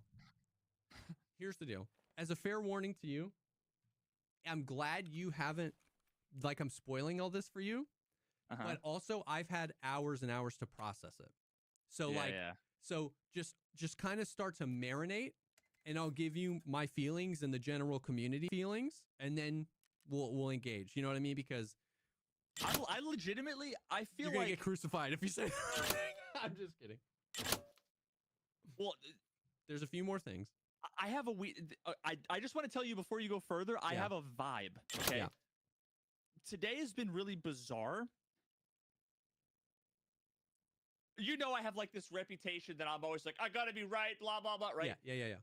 I've had like 150 people come in the last few hours, been like, everything I thought about you was wrong. You've been right all along. You've been vindicated, blah, blah, blah. And I don't know what about. Okay. And I almost feel it's making me feel not good. Yeah. Because I have. That is not good. That's not a good framing. Yeah, I should nip that in the bud. That's not a good framing. Here's the deal. Here's what's happening. Before you say that, this is good. I'm like, that was that everything noteworthy that I've said has happened already. Yeah. I feel like I've been vindicated on so many important things, and there's like nothing left. No, so I almost feel like they're maybe miscategorizing something. I just don't know. They are. That's definitely a misframing. You've been critical of BSG for these reasons. A lot of people think any criticism of BSG is an assumption that they're like money-hungry shills that hate their players. Which is what this appears to be. So they go, you were right all along. You never said they were money-hungry shills that hate their players. But if they're acting this way, people that think you thought that way are like, oh my God, you were right all along. You know what I mean? And here's the thing. If I was evil... you would be like, I was right all along. I could just embrace that and totally play that, like, because I was right all along. It's so easy on the internet. No one's gonna fucking go back and find clips. No one's gonna go back and look through 200 fucking episodes. You know, like 500 hours of fucking podcasts to know. So like, it would be trivial for me to be like, yeah, I said that all along. But again, so I don't even know. Again, I've just gotten a vibe. I'm like, you're like, something's not right here. All of these people coming in and saying you've been right all along. Oh my God. In the numbers that they are, it makes me think I must have been wrong about something. Honestly, that's fair. Okay. Last few items. Because this is a layered cake here. This is a layered cake. Shit cake. A layered shit cake. So that's what you get with the unheard version of the game. At the bottom, it said, these 2 features will be available with future updates. 1, a unique zone in the hideout to build that you're only going to be able to build with this, but they didn't say what it is, but like a unique zone. It's not the game yet. Second thing, okay? A unique item only for the unheard account, okay? The distress signal device. When the item is activated, it produces a bright flash as well as a loud signal. Once activated, I'm so excited to read this to you. All players on your friends list will receive a notification that they can join your raid to help you.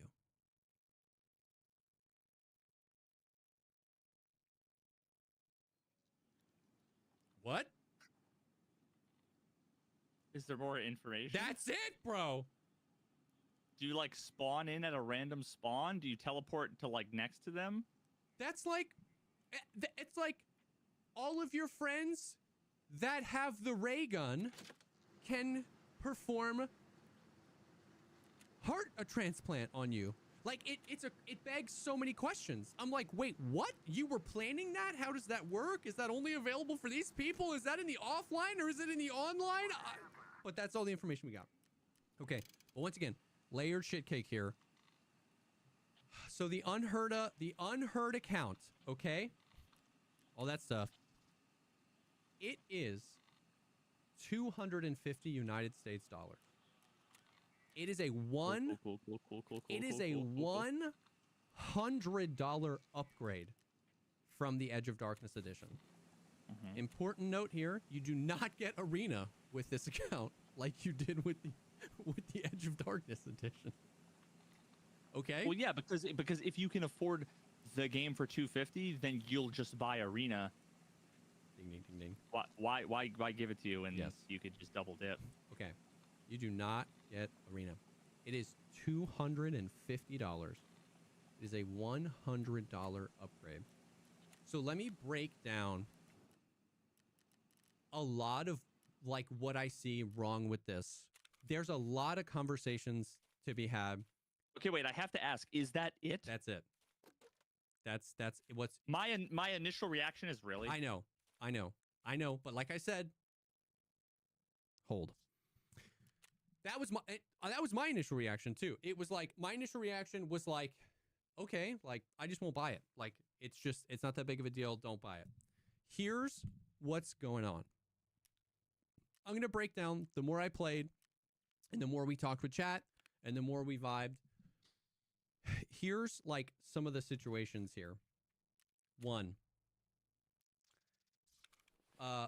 So a big argument here is like a huge argument that's going on is like pay to win. Is this pay to win? Is it pay to win? Is it pay to win? Is it pay to win?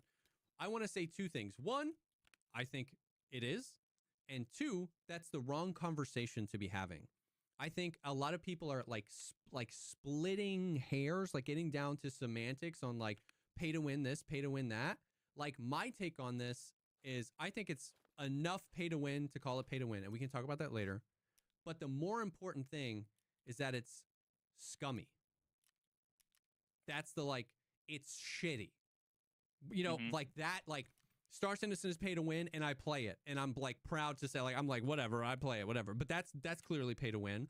It's like, this is, and here's why. Let me break it down. Can I say real quick? Yeah, you can say whatever you want. Just to get it out of the way, because the things that people had said that like kind of half were spoiling without, I was under the impression that what the news was that they sold it to another company and they were stopping development and they were done. Yeah, of course. That's what multiple people literally said like they're selling Tarkov, and I was like, don't want to look. So I thought you absolutely got like not debated isn't the right word, but the like you got the like I was thousands of people being like, oh my god, the biggest thing ever is happening. I was all the way up here. I was at the epicenter of what happened, and you got like the ripple. You know, and in a game of telephone, the last guy to go is the least reliable guy, right? So that's what happened is like, you probably heard all day, like Tarkov is dead, it's over, they're selling the company, like that kind of stuff, which is, you got the last guy in the game of telephone.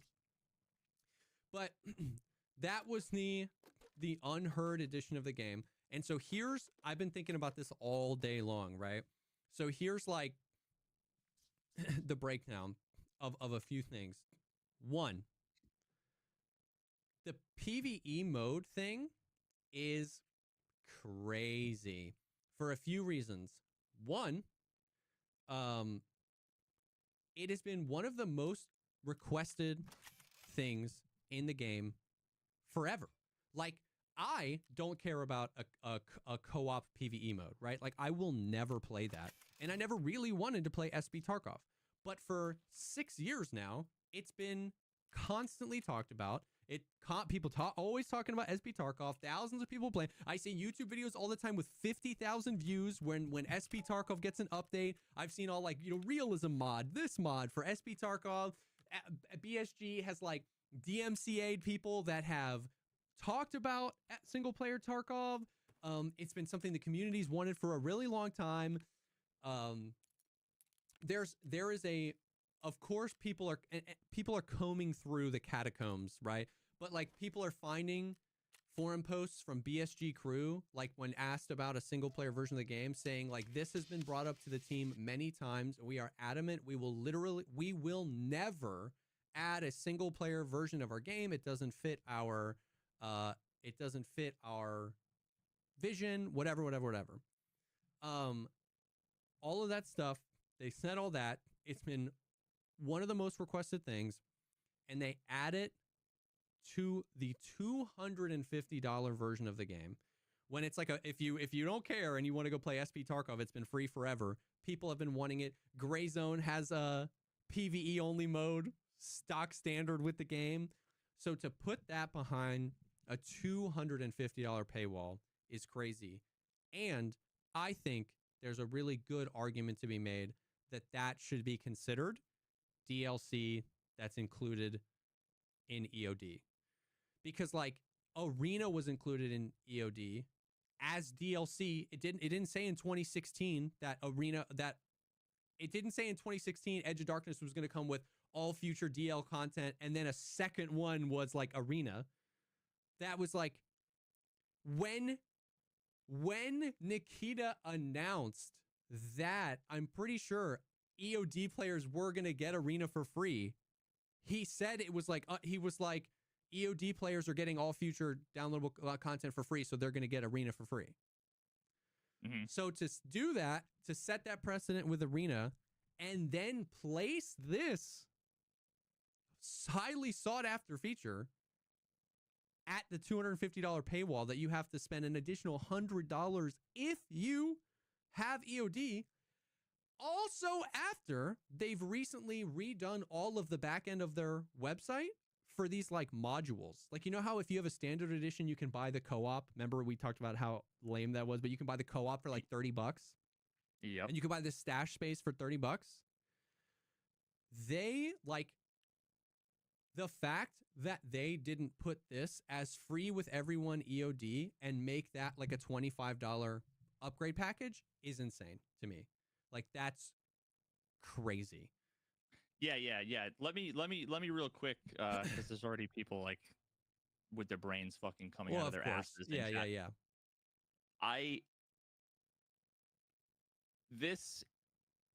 My reaction is the reaction of somebody who, imagine you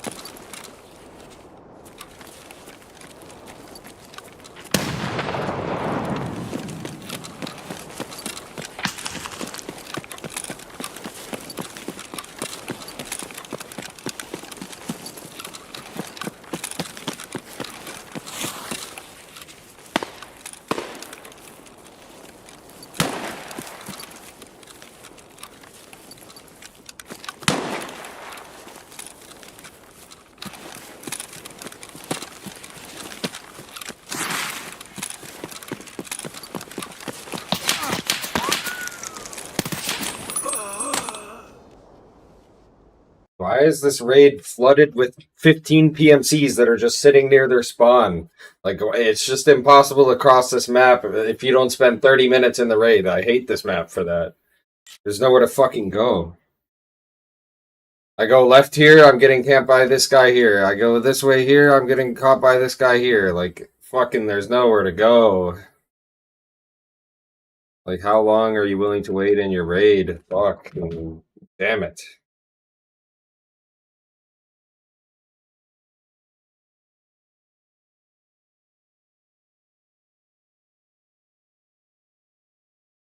Had like a fucking drug addict ex-girlfriend with an abusive relationship. She slashed your tires and like stabbed your sister and whatever, right? Like, and you've moved on, and then you just heard that she just stole an ambulance. It's like, yeah, it doesn't fucking surprise me. Yeah. So like my reaction isn't condoning it. Isn't that like I don't think that this is like a big deal. It's just like,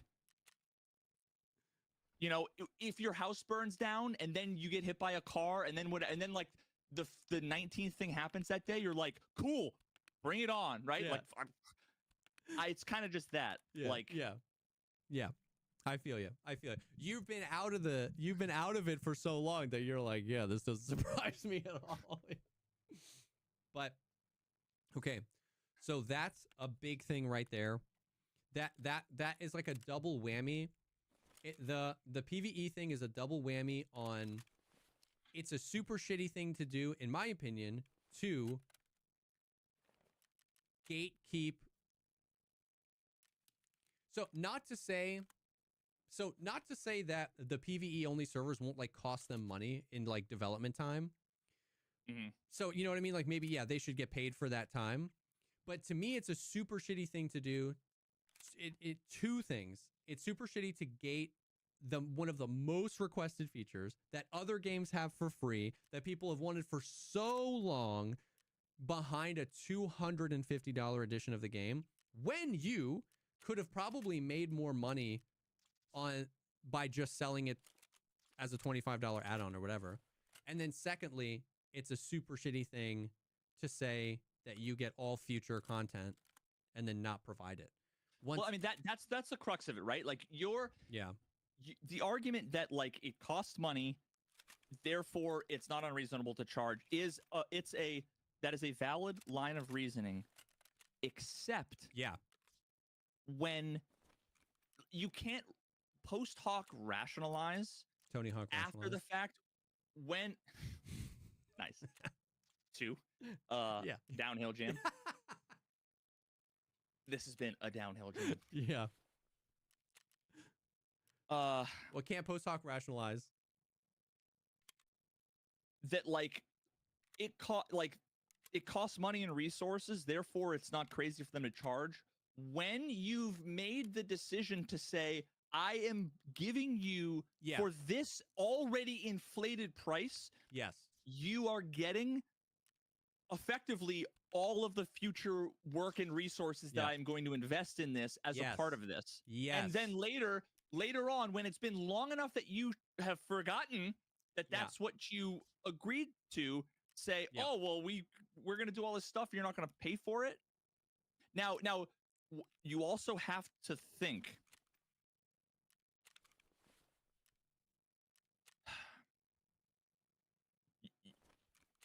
I'm trying to be like as like reasoned as I can. Where do we draw the line? Like let's say, I think it's easy for us to accept, to agree, maybe not, but would we agree that Tarkov 2 wouldn't be wouldn't be DLC? Yeah, for sure. I feel like that's like, okay, that's a different thing. For sure. So now at the same time,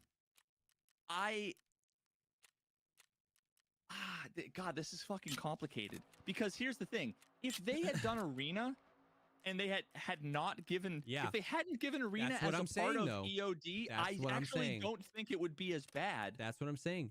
They never there are people saying it's an addition of the game. It's not DLC, bro. Like, they have every right to do this.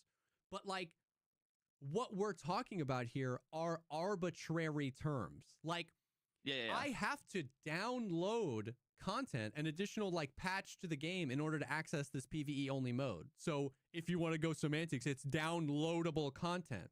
The flip side is if you say, yeah, but that's a lame I know, argument. but I'm saying that's a lame argument, just like saying it's an addition of the game. Because here's the thing, they could just say, here's the new freaking Herd of Darkness edition that includes suburbs, and you don't get it if you're like, they could just put another map on another edition and say, well, it's an addition, it's not DLC.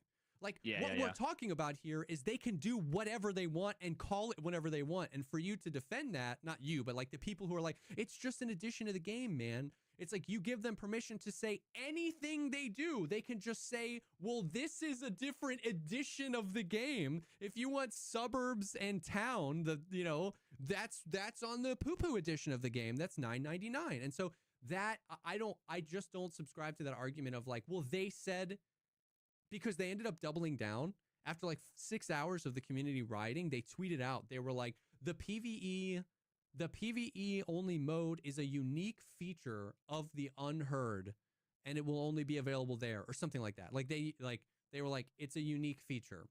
Jesus Christ. So they doubled down. They were like, it's not DLC, it's a unique feature.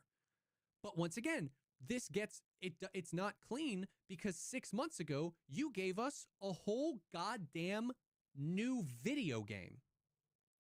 As okay. DLC. The pressure I'm feeling right now. Yeah.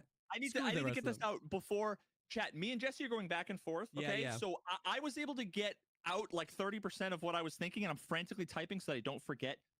And I already know people heard what I said before I got to like premise 2 and 3 and assumed what I meant. For sure. And then we're freaking out in the interim time while I'm like letting Jesse talk. Yeah. So I wasn't trying. I'm not trying to say that. God, I'm so stressed right now because Chad is freaking the fuck out. I know, dude. You better put throwback on emote only. And it's like we're just trying. Me and Jesse are having a conversation live right here, back and forth. Yeah. And it's so all of the nuance and everything is so deep, and everybody makes up their fucking mind, and you guys make your decisions, and you get so fucking emotional 2 seconds after something is said, without doing what I'm trying to do, which is take a step back. Welcome to my 8-hour stream this morning, brother. So a bunch of people in chat made a bunch of points that I completely agree with, and there's some information that I don't know. I don't have context. People are talking about all kinds of stuff. So there's so many aspects of this. There is. Arena. Again, this is weird because Arena is like almost like Tarkov 2, where I wouldn't have expected it to have been. Me either. Separate from Nikita saying that it was going to be included, which I remember not long ago, I thought there was a 0% chance we'd ever get Arena. Remember that? It was like, what? Arena? Like, holy shit. Yeah. So I wouldn't have expected that they included Arena with EOD. Yeah. But I would expect, just like I would expect co-op mode. Yeah. Offline features, different. Yeah.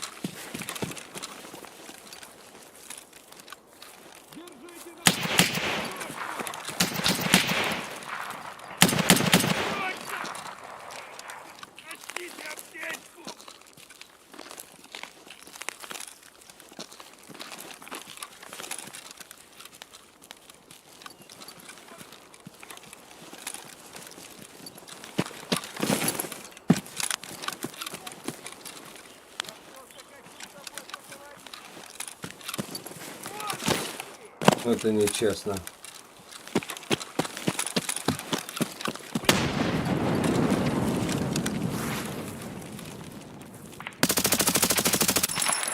Ну блин, нечестно. That's not fair.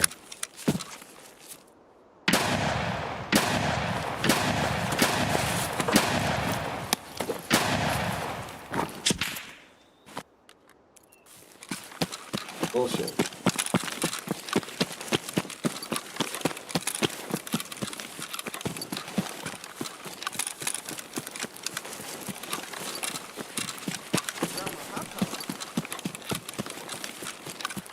Oh, dude. Thought I heard a soundboard. I can't even hear you right now. Speak up.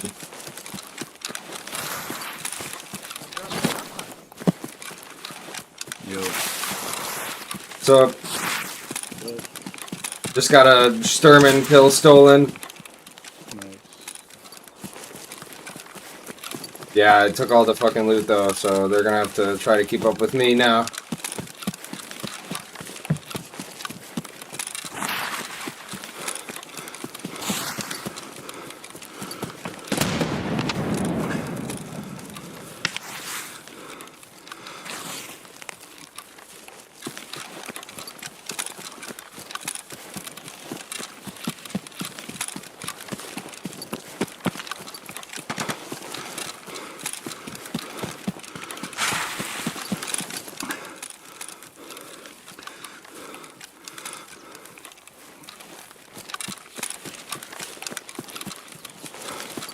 I don't know if I want to like.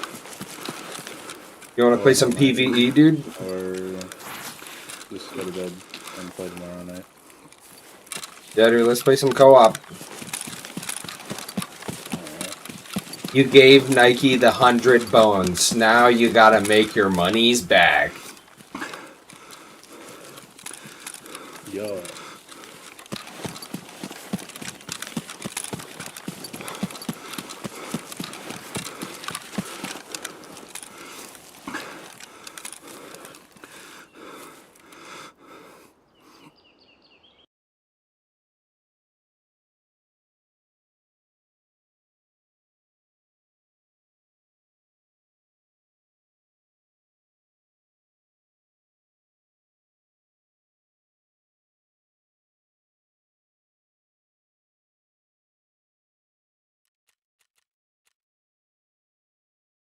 Good to see Wood's map has still never changed. The boss is dead before I get there.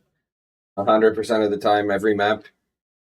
I just killed Gluhar with a grenade. Yeah. He like failed to react to it somehow. I don't know. Like he sounded off, but he didn't move. So him and his two guards just died right in the open in the courtyard, and I don't know. I think they like killed some PMCs earlier because a heavy machine gun in the school building went off. I happened to take the encounter from the night building, so like half the guards just walked through the doorway for free. I have a P90 with SS190, so you know, half a mag to the upper body should do the trick. Per fucking target.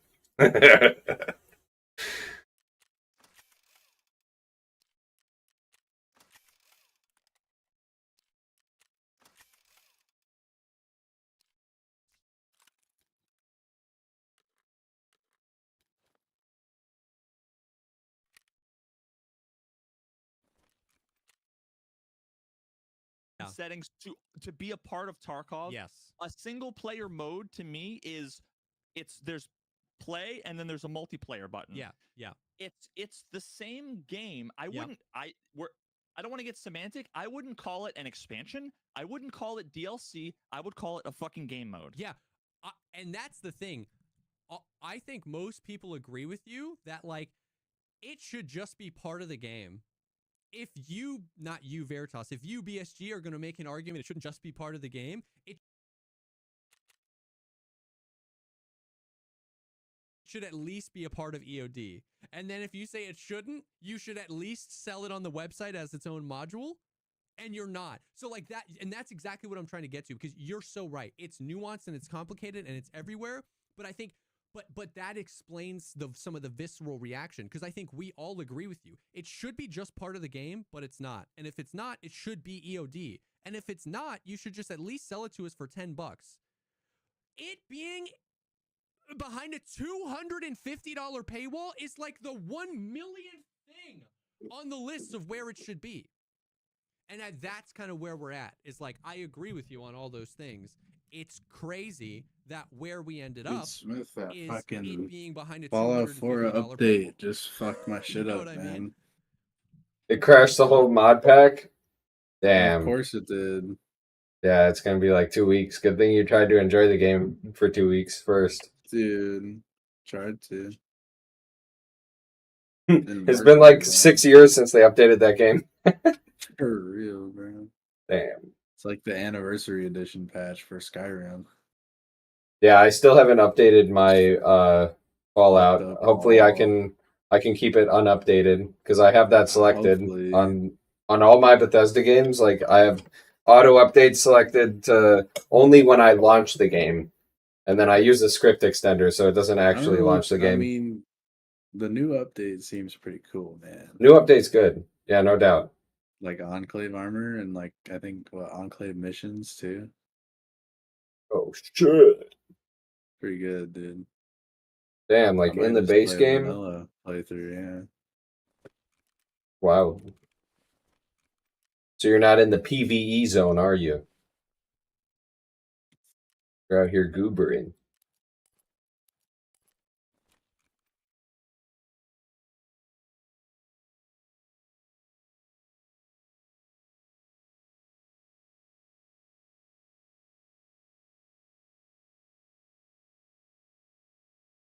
Does it say I'm not in the PvE zone?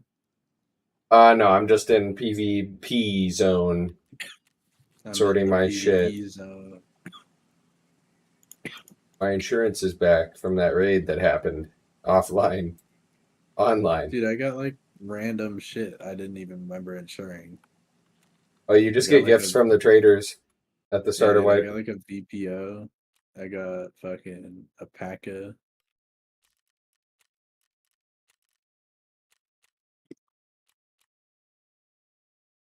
I got a nade and I got some 5.6A1.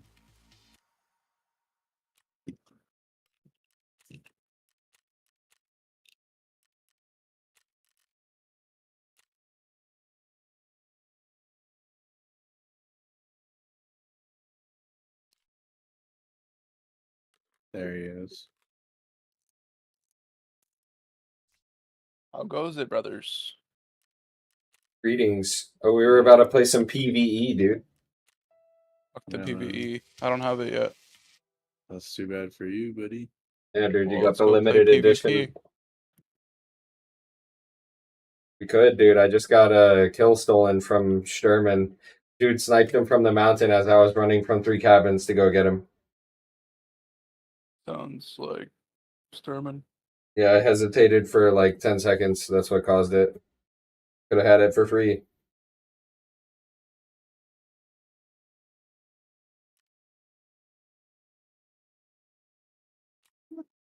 Gotta grab my insurance.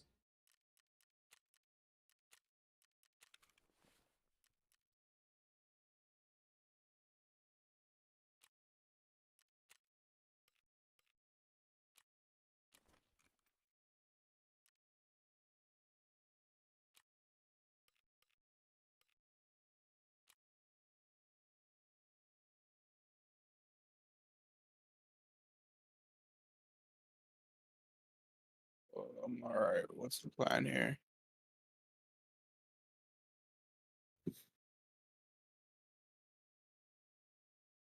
Dang, dude, Skier's asking me to gear up one of his guys for him. That's the fucking job that he's got for me. What the fuck? He wants a Taz shotgun for his guy?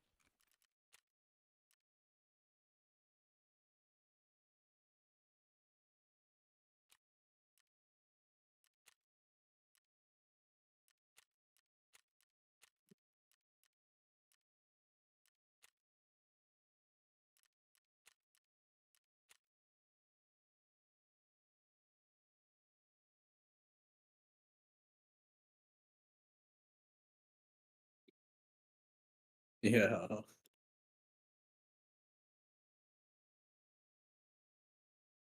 We need to find this mod pack, Smith, for Fallout 4. Well, I guess it's broken now, but Oh. Look at this shit, though.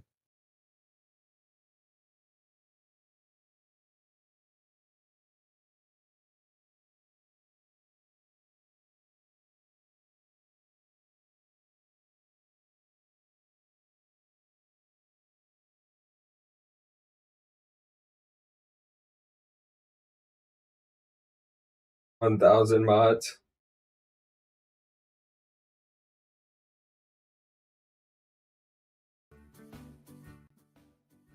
That shit looks beautiful.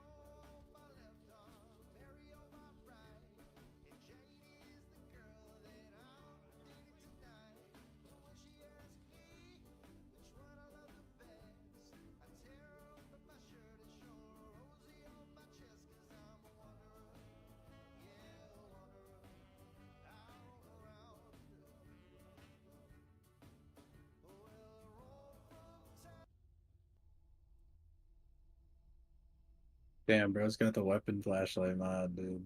Damn, that shit probably crashes the desktop every time he changes his camera. Every time he presses C in third person. Dude, Yeah, every time he goes to third person, yeah, it must be.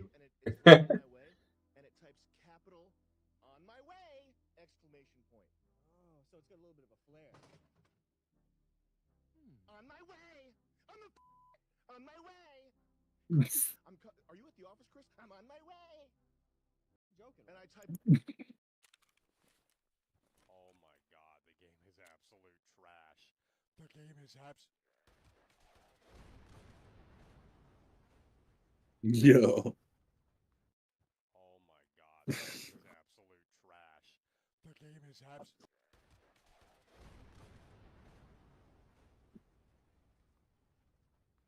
Smith. Outplayed. Did you see his face? Oh, yeah.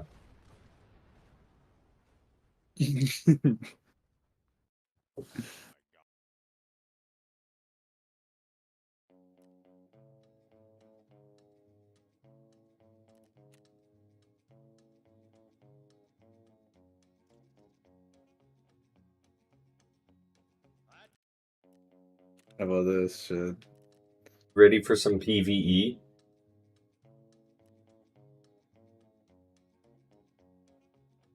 Lawlessness?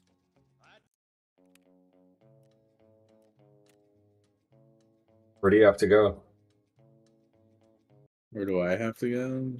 Have you played any? Perhaps. Well, let's just reset on ground zero and get your other two tasks real quick. We'll farm up the car rep. Easy fence rep reset. Why do I That have one- an HDD?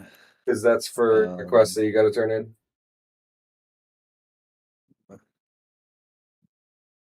That one. Okay. Yeah, you've already done saving them all, so you got to turn it in. The mechanic. You gotta equip that shit. You can't just like fucking throw it in your operate inventory. That shit's in your hideout now. You left it there. GG.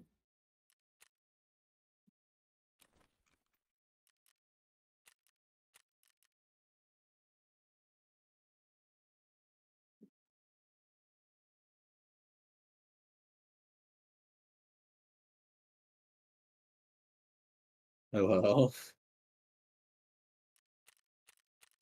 Wait.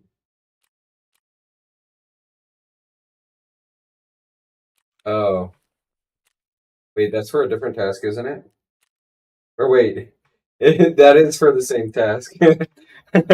Okay, yeah, I know what you have to do. You didn't do the first part. You went right for the second part, which is fucking hilarious.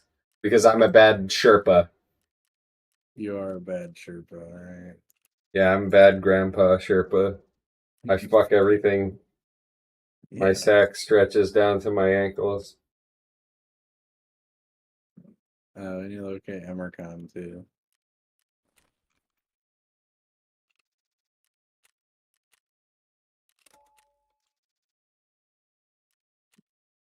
You think you got Armor? sniped? Okay. Way too easy. Way too late.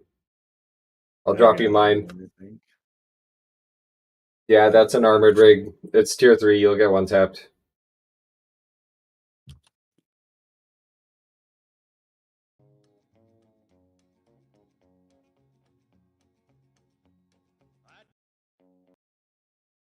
Oh wait, I did liberate that town.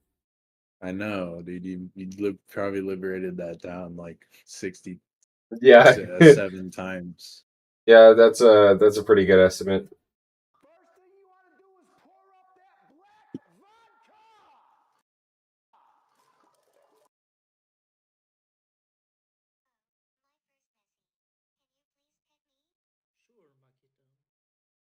I don't know how you do gangster rap over beats like this. Cause the beats be gangster. Bruh. Real gangster. I hopped out the whip, then emptied the clip. I hopped out of the whip and emptied the clip. But I only mess with dimes. Took his girl, yeah, she all mine. You step up, you gon' hit the pavement. Where I'm from, my hood so dangerous. Riding around with the strap, looking for the ops. Keep your eyes out for the cops. Then I told my boy, turn the music up. Put that gangster music on. Put that gangster music on. Put that gangster music on. I told him, put your hands up. Give up the cash if you wanna see another day. He nodded his head like, yeah. Gave up the bread like, yeah. Like, yeah. Gave up the bread like, yeah.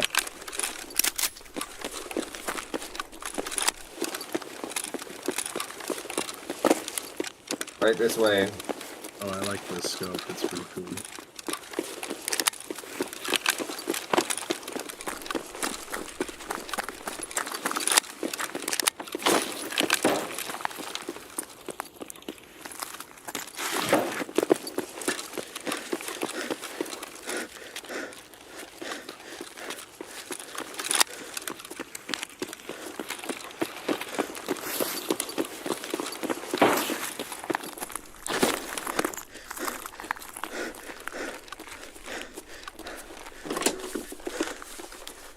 I don't know about this piece of ish right here.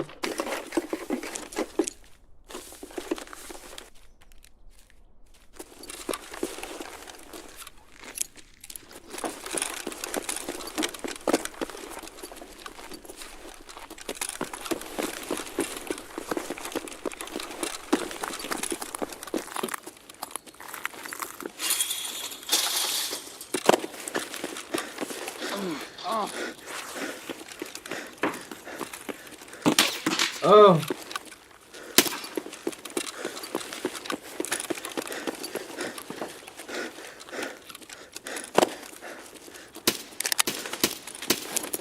I think I just killed one. In front of the entrance. And throw a nade.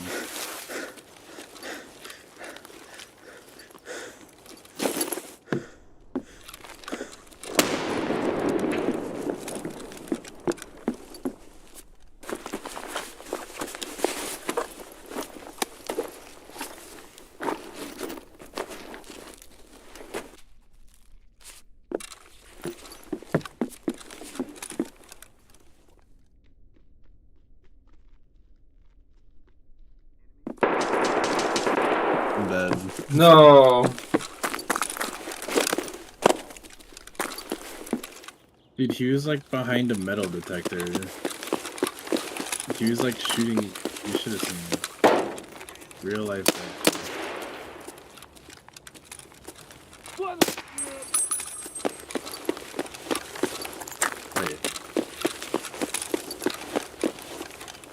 What? Yeah, I'm fucking too tired to play this game. Damn, bro. Like, I see you're, like, right next to a dead PMC with a big M4. Holy shit, I found the fucking culprit. He was ratting. You see those metal detectors in the entrance? Yeah, I'm streaming to YouTube. I just murdered those two fucking AIs. He was Dude. like standing behind the metal detector where I couldn't see him. Yeah, dude, And he real was life shooting through Deadpool. it. He's probably He was just as shooting ugly, too. through- Shooting through the fucking metal detector at me and killed me. Just one tap. There you go, that's game design. You just gotta re-queue. I'm done. Yeah, I think I'm about cooked as well. Not gonna lie. Gotta sign off this stream after a successful resetting. Alright. Yeah, dude, I'll toss your stuff, dude. Yeah. I'll throw all your stuff right next to you. Yeah, Totally. I got some good rounds in the first mag at least. So. It's alright, bro. The scabs will not have it. It'll, Crapper will stack up on those rounds. Alright, so maybe. Cheers, bro.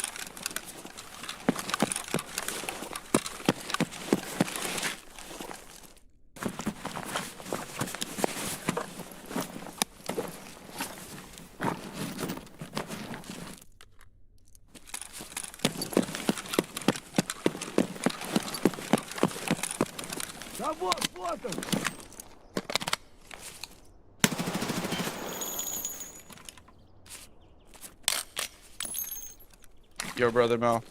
Yo, man, what's up? Where'd you go? Marshall called me. Oh, right on. We're just yapping about some stuff. Listen, man. I know I said I would be on, but I'm looking at this clock. It's all right, man. The clock is clapped right now. 4 a.m. Oh, it's 2 a.m. for me, and I gotta be up at 6 for work. That's 4 hours of sleep. Yeah, dude. Rest up, dude. So Get the bounty. I could potentially catch you when I'm at work on the the gaming laptop. What kind of games are on the title? You got So on the lap- Helldivers? On the top has Helldivers, it has Rocket League, it has Valorant, it has Stardew Valley, it has Overwatch. These are some and pretty big hitters, but I have about half of them, so we can definitely make do. And just hit me up. Let me know what title you're playing, and I'll hit you with a yes or no. You're trying to get Tarkov? You didn't find the time? I was trying to get it, but I don't know what was happening with the website. I might have to try it out now that they updated. You need a flash drive and try either like with a VPN or with something else. Because look, I haven't even tried it. Let me try it now. Let me see. Battle state.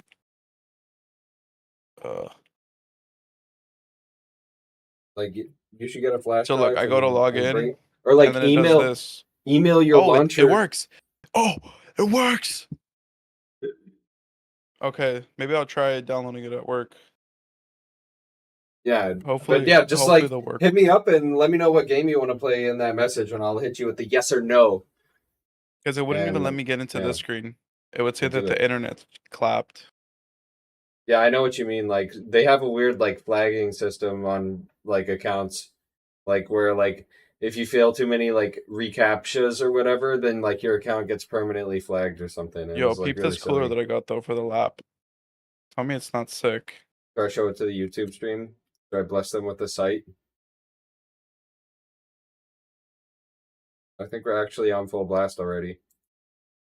You think it's gonna keep it cool? Yeah, Keep this. it's a nice one. Layered protection.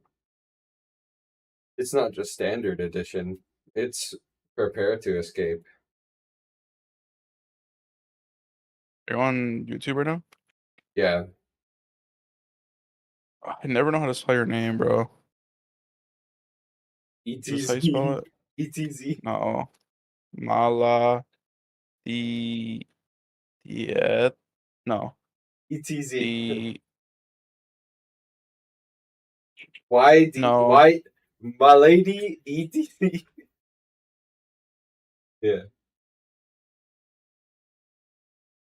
You forgot the T. Or the Z.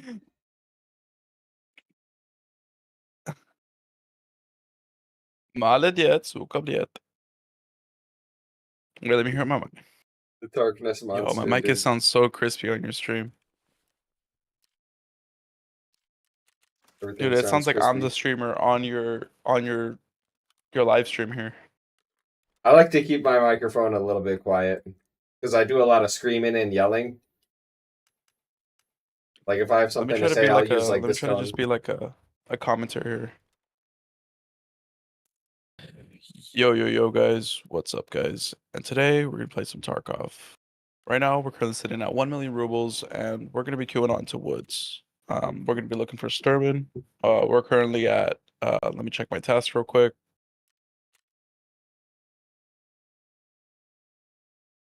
So, yeah, let's see. We're looking at a currently overseas. Let's see, I'm looking for it. Okay, so yeah. Whoops, sorry guys, wrong account. So we're gonna be switching. Back to the regular game. Back to the pre-paid program. Yeah, my mic sounds crispy. You need to get a new mic, dude. You have to get a sound system. My mic is just on my other desk. Like, if I wanted to bring it into my face, I could speak very clearly into it. Like it would I could have it hanging right here, Yeah, but like, see, it didn't sound like Snoozy in that Valorant game. I wish I could trade my microphone for Snoozy's skills. Oh shit, yeah, dude, popping off. Popping off in Valorant. It was hitting those flicks, one tap. There was a really nasty 3-piece clutch for the one No, round. they got the 4. Remember the 4? Oh yeah, that was 4 plus my assist, including my That was assist. So I kind of counted it as mine. It's cracked at the wazoo. Yo, 6 milli? Holy fuck! For Wait, stacks. you made bank today. I know, right? Because no one's playing. Everyone's boycotting. Got the black card off stream. Stream doesn't even know. Yeah, it sold too. The stream probably thinks we're just RMTing. How you're getting rubles so fast? Just labs resetting. Using that money to go and apparently farm Cabana. Holy shit, dude. How many PKPs? Start farming Starman with the PKP. No, it's got to be a different boss because like this is not a good gun to like trade in PvP. Gluhar. Get Gluhar with Yeah, it. Gluhar is a really good boss to fight because like there's all so the many guards. opportunities. Dude, what if you can mount the PKP, like prop it up on like the barricades? You know what I'm talking about? The sandbags. Just no recoil. You just turn it into like a. It is planned. Bipods will be very camping. Yes, блядь. You just make it into one of those guns. I forgot what they're called. The mounted machine gun. The mounted machine gun. You Yeah, strap it to the Humvee. Strap it to the 8. Bro, BTR Life DLC is confirmed. You will be BTR gunner on the fucking Skep BTR, блядь. $100. $50 edition. On top of you will get some subsequent DLCs, блядь. New knife. Knife. Oh fuck, dude. I love They memeing would on do this some game. shit. It's so fun. Just mounted onto the BTR, dude. Holy shit. That'd be so sick, dude. You're mid streets run, you kill fucking Kaban, you get his gun. BTR's here. Let me get on. Mount it. You remember You that open the trailer? They hatch- had all you those open the people hatch from the riding on top. it. They had all those Dude, people riding like outside the BTR. You remember that? And in the dude. trailer like a really long time ago. What if you could like Dude. shoot while you're riding on it? And like You your open guys the just get hatch at the fucking top. dead as fuck from getting lit the fuck up. You open the hatch up top and you just peek out the PKP that you found off Kaban 3 seconds ago. What if they start having World War III in Streets of Tarkov, like Yusek versus Bear? What do you think about that? And then you put the cover fire on top of your cover fire. Yeah, like enemy cover, 2 cover fires, opposing teams.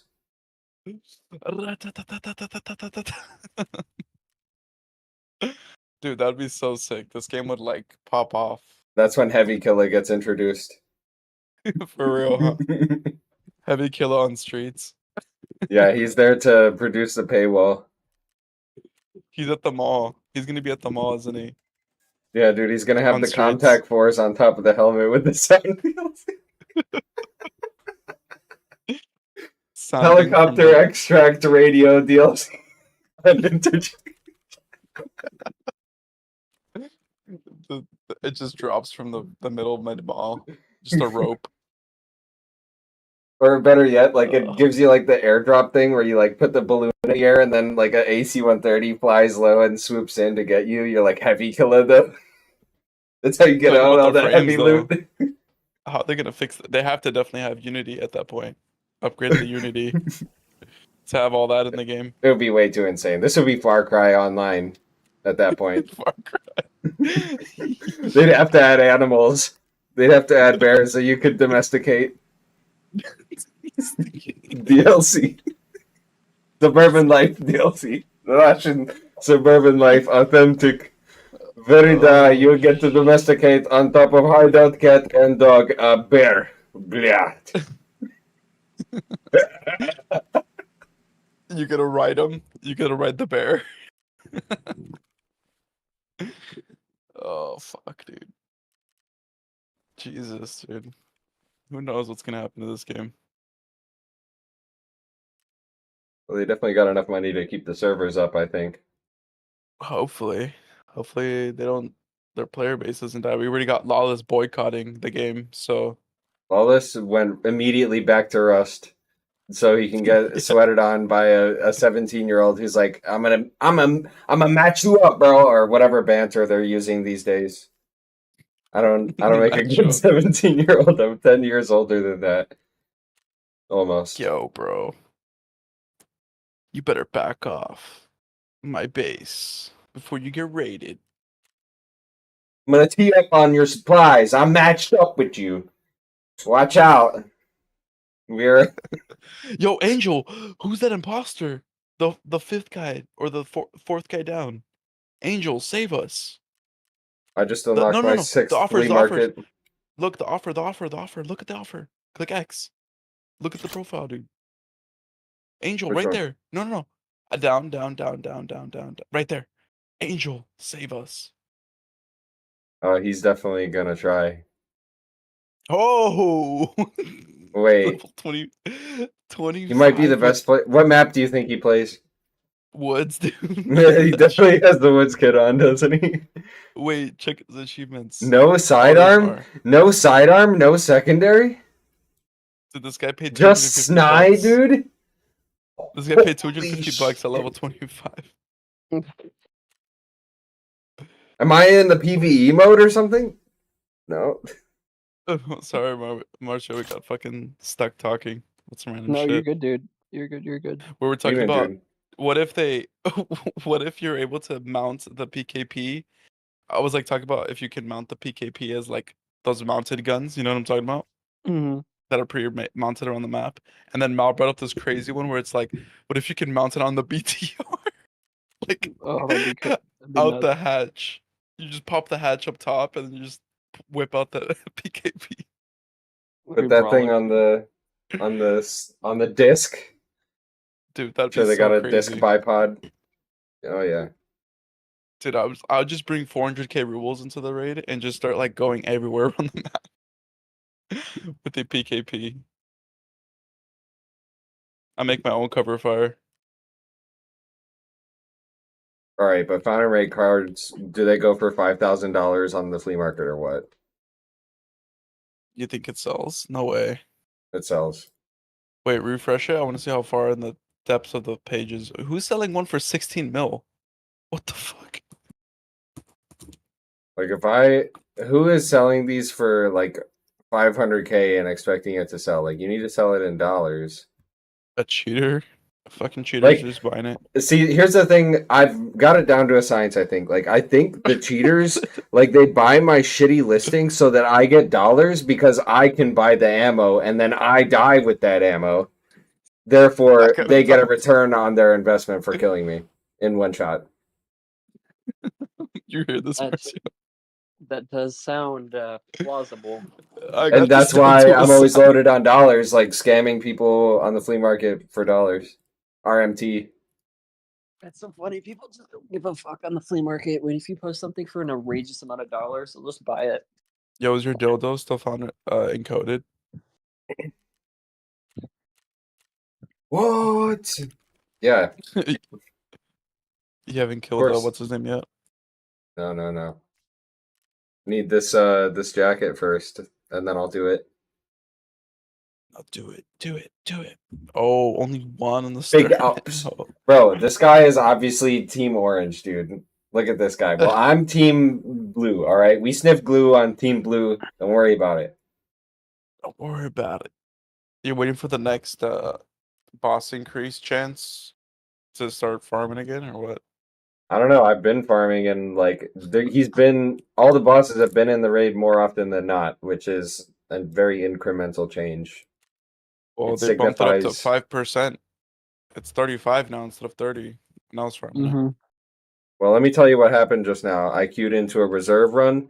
Gluhar was there. I killed him with a grenade. IQ into a customs run. Rashala was there right next to my spawn at Old Gas. Or New Gas or whatever. I killed him too. I die on the way out of the extract because that raid was stacked with players for whatever reason. They were all holding positions because this game's very fun.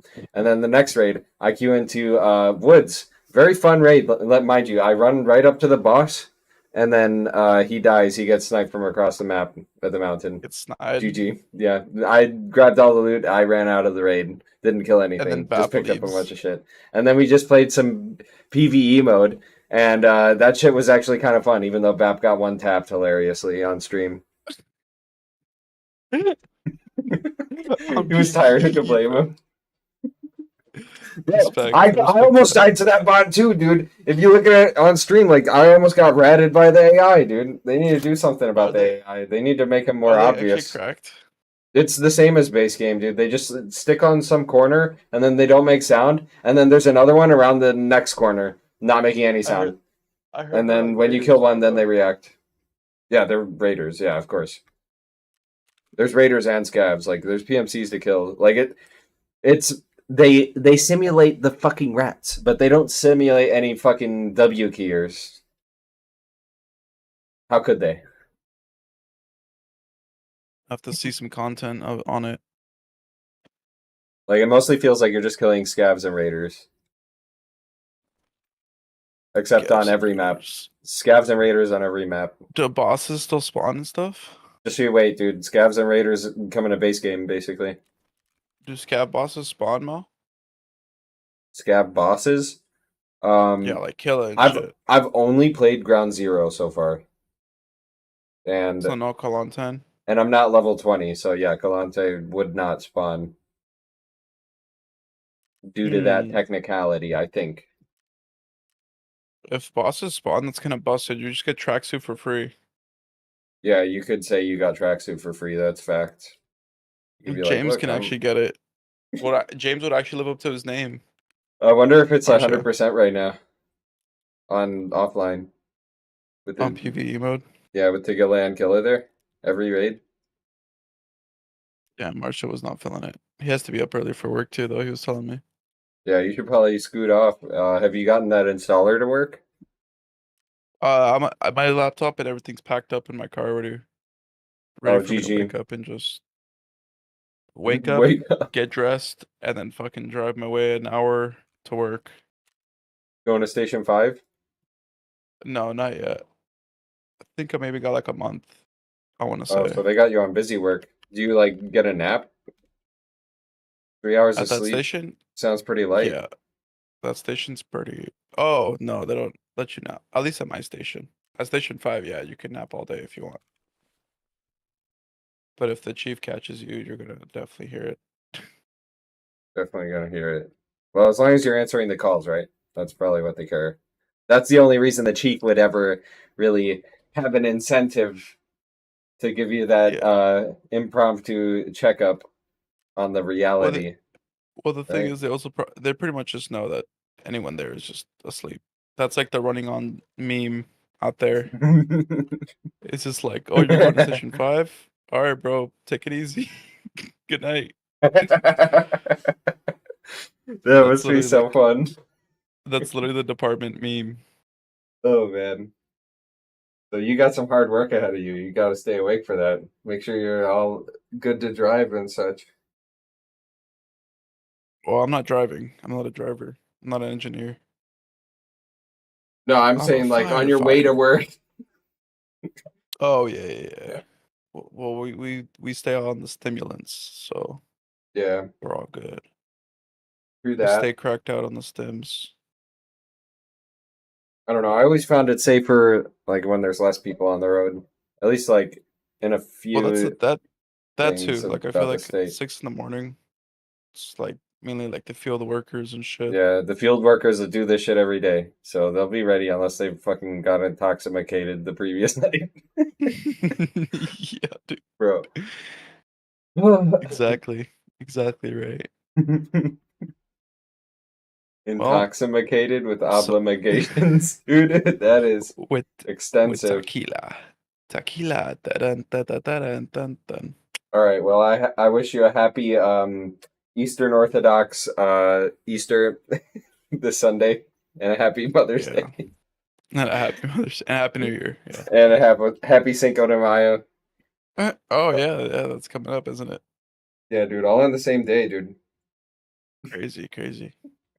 Well, I'm sorry to say, but I think I'm outie. All right, bro. Cheers, man. All right, man. Take it easy. I'll probably hit you up so maybe either tomorrow or so. We'll see how I feel. Might be super tired, honestly. Anytime, bro. I'll respond best I can. But, like, hop on the laptop that I could and let's dive. Yeah, dude. Dive. I'm gonna install Dive right now, actually, on the Oh yeah, main that. PC. Oh, on the main rig. Holy shit. It's getting serious. Yeah, I already got all the crazy anti-cheats from every developer, so my computer's double checked for any bullshit.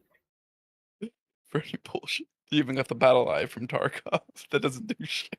10 different battle eyes, the one from Rainbow Six Siege that doesn't do shit as well. Fucking battle eye, dude.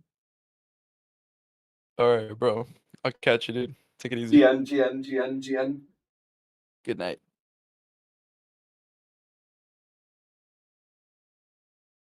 And now, back to your regularly scheduled programming.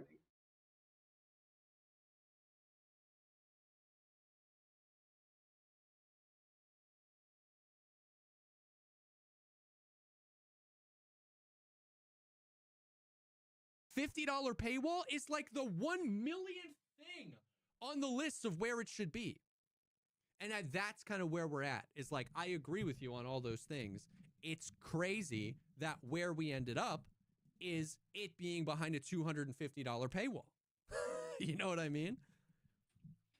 God, dude, all of these weird things. This, oh, man, this whole time, there's so many different angles and perspectives to look at this from, right? Because now I'm just thinking about 2-3 years ago when everybody was freaking out about, why are you adding content and not fixing this? Why are you? There was always the conversations around resources and conversations around engineers working on this. They should be working on that, and prioritization. And what just came to mind was the fact that, like, the amount of resources that has gone into Arena and the single player version, basically behind our backs without us knowing this whole time. Yeah. And it's not that they had to tell us, but in the context of, there's been so much discussion and frustration over why isn't this stuff happening at this pace, and the amount of debates and arguments that have been had over what we should expect and whatever. And that has to be a significant amount of resources that have been working on two things that they might be awesome, but at the same time, nobody really asked for, while at the same time begging for the thing they paid for to be better. But they were working on something else that they thought that you could argue that they paid for. And then you have to pay for it. Yes. So let me summarize what I just said, because say that again. I came around to that at the end, and I feel like that was. I'm tracking though. Yeah. And I'm manufacturing this in real time, right? So, while people have been frustrated with the problems and lack of resources and fixes and development and features and whatever, progress made in Tarkov, while all that has happened, we've been playing the game that we paid a lot of money for, also with the understanding that, EOD, we would get access to future DLC, with that having a big asterisk saying we don't know what the DLC is necessarily going to be, whatever, right? While that was all happening, they were working on other directly related products that they then are not going to give us as a part of the thing we paid for. That they are then basically charging us extra for, like a la carte meal. And and the actual experience that we paid for, which might actually be the worst part of it, is that you could probably argue that the experience that we paid for in Tarkov has suffered because of all this stuff. So it's a double whammy. You could make that, the game is worse, and there's all these things that that you're charging us for. Sucks. It'd be one thing if like Arena was good, but it's not.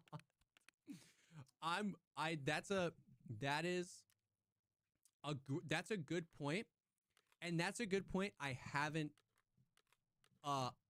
arrived at, and so I'm glad we had this conversation because that is a good point. It's a nuanced thing. It's a complicated thing. You know, while the game was suffering, they used funds from the game to do other projects that, in a lot of cases, especially if you didn't have EOD, you had to then buy Arena, and then they're putting back some of the cool things we have asked for in this game as additional purchases or upgrades. And that circle feels really bad. So we're just on the first line here, the PvE mode. So this is literally just one piece of it, okay? The PvE mode feels bad on its own for a bunch of reasons. It should be in the game for free, and at bare minimum should be in the game for EOD users, and it should be able to purchasable, but it's a $100 upgrade if you have EOD. It's a $250 feature if you don't have the game yet. That's shitty. And everybody agrees.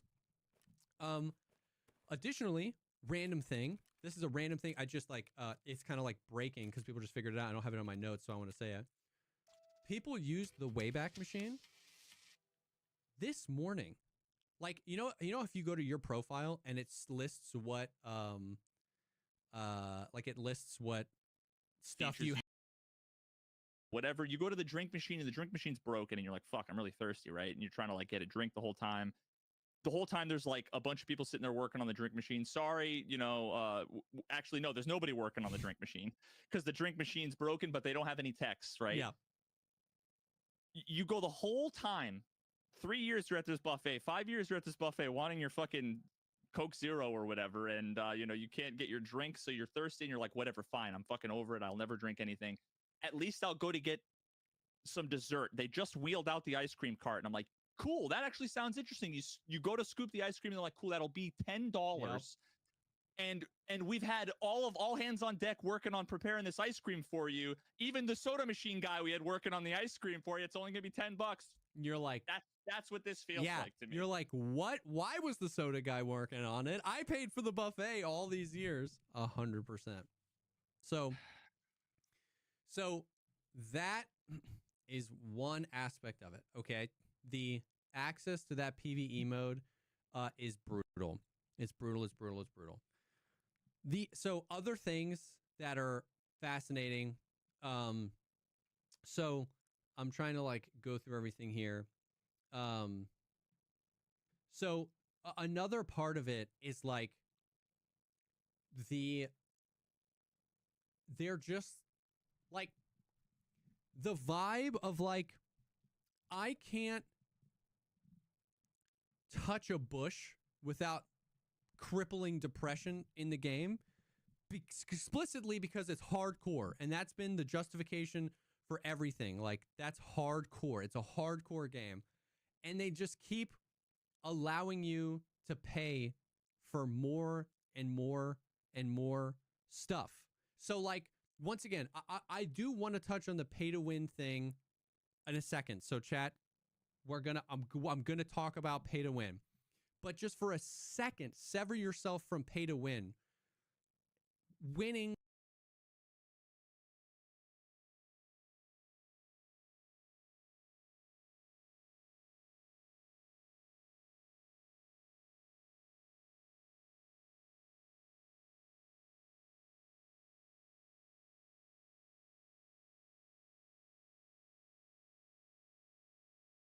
elsewhere. Ours is just rising.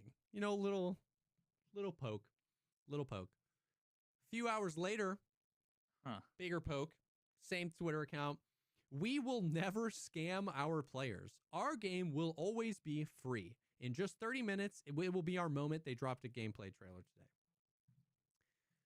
Which, bigger poke, and like, you know, BSG never said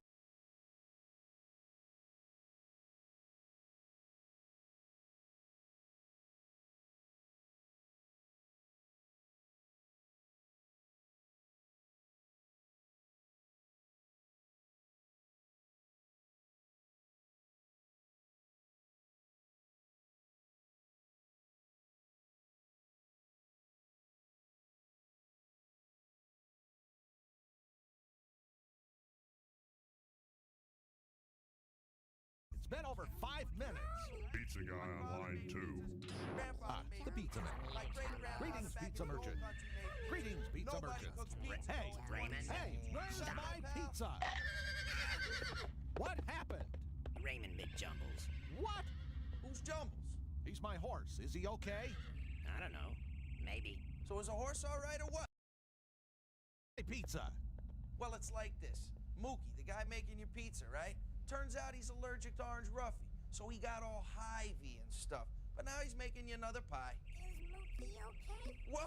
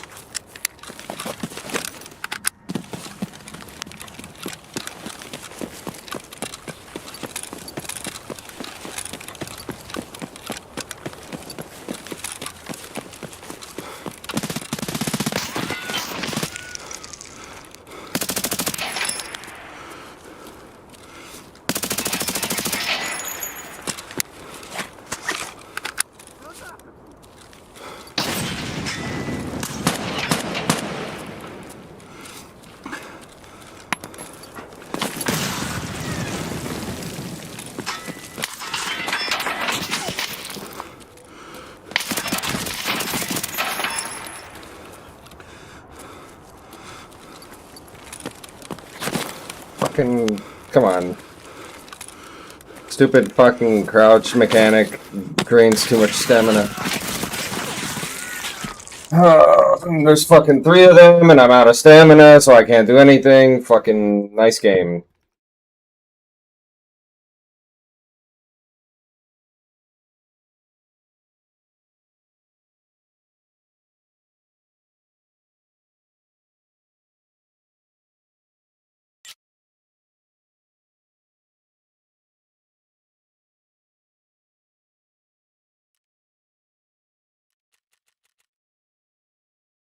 Fucking stupid ass map that sucks ass.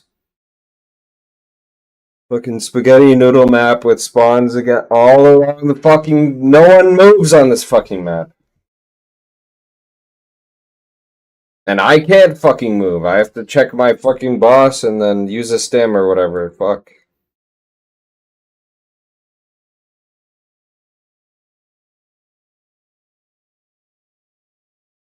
Fuck it, we queue. We queue for 5 fucking minutes and then get placed in a fucking against a team that's on the direct trajectory to me because I'm boss checking. Like, these guys are further ahead than I am, and I can't fucking run because I keep fucking crouching on impulse, trying to full auto the guy at a distance where only fucking semi-auto is gonna fucking hit. All those shots that I was shooting on target with the scope are hitting him in the fucking kneecaps. Fucking triggering shit.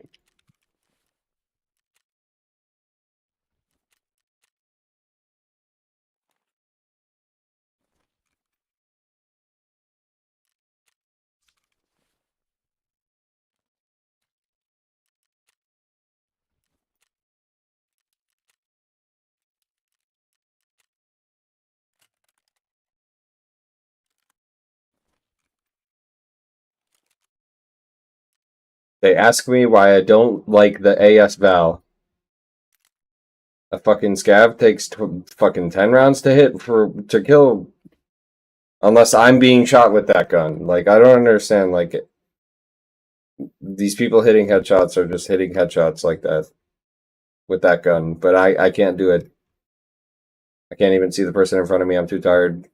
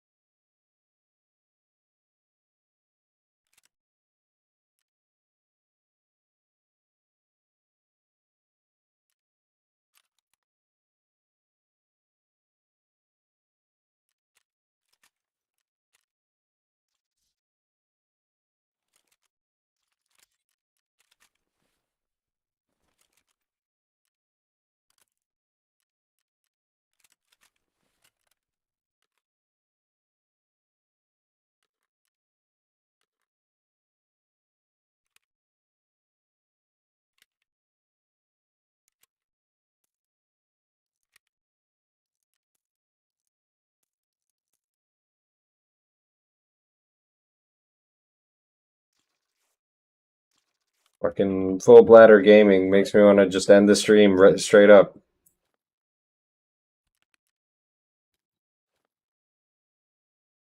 Fucking, I'm out of these stims, dude.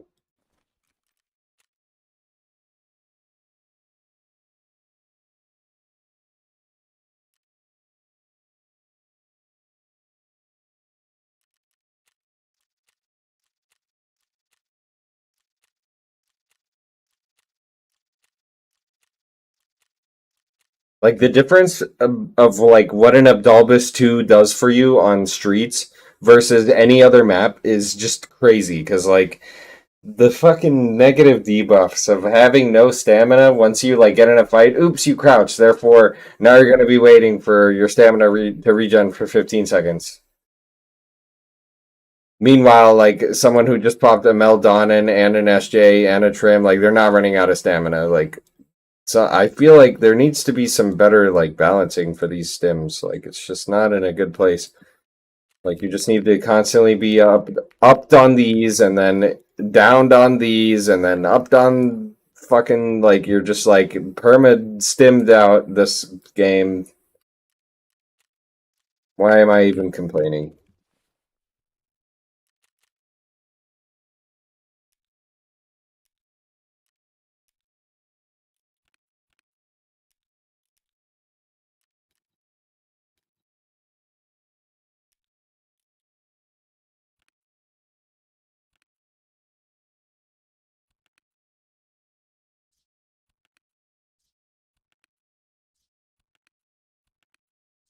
Think it's time for the logical food break. I'm starting to feel my mental acuity at a low point.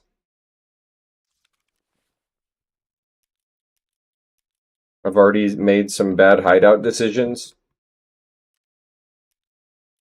on the mistaking pin, and I ain't even worried about it. Okay, don't worry about it. Forget about it.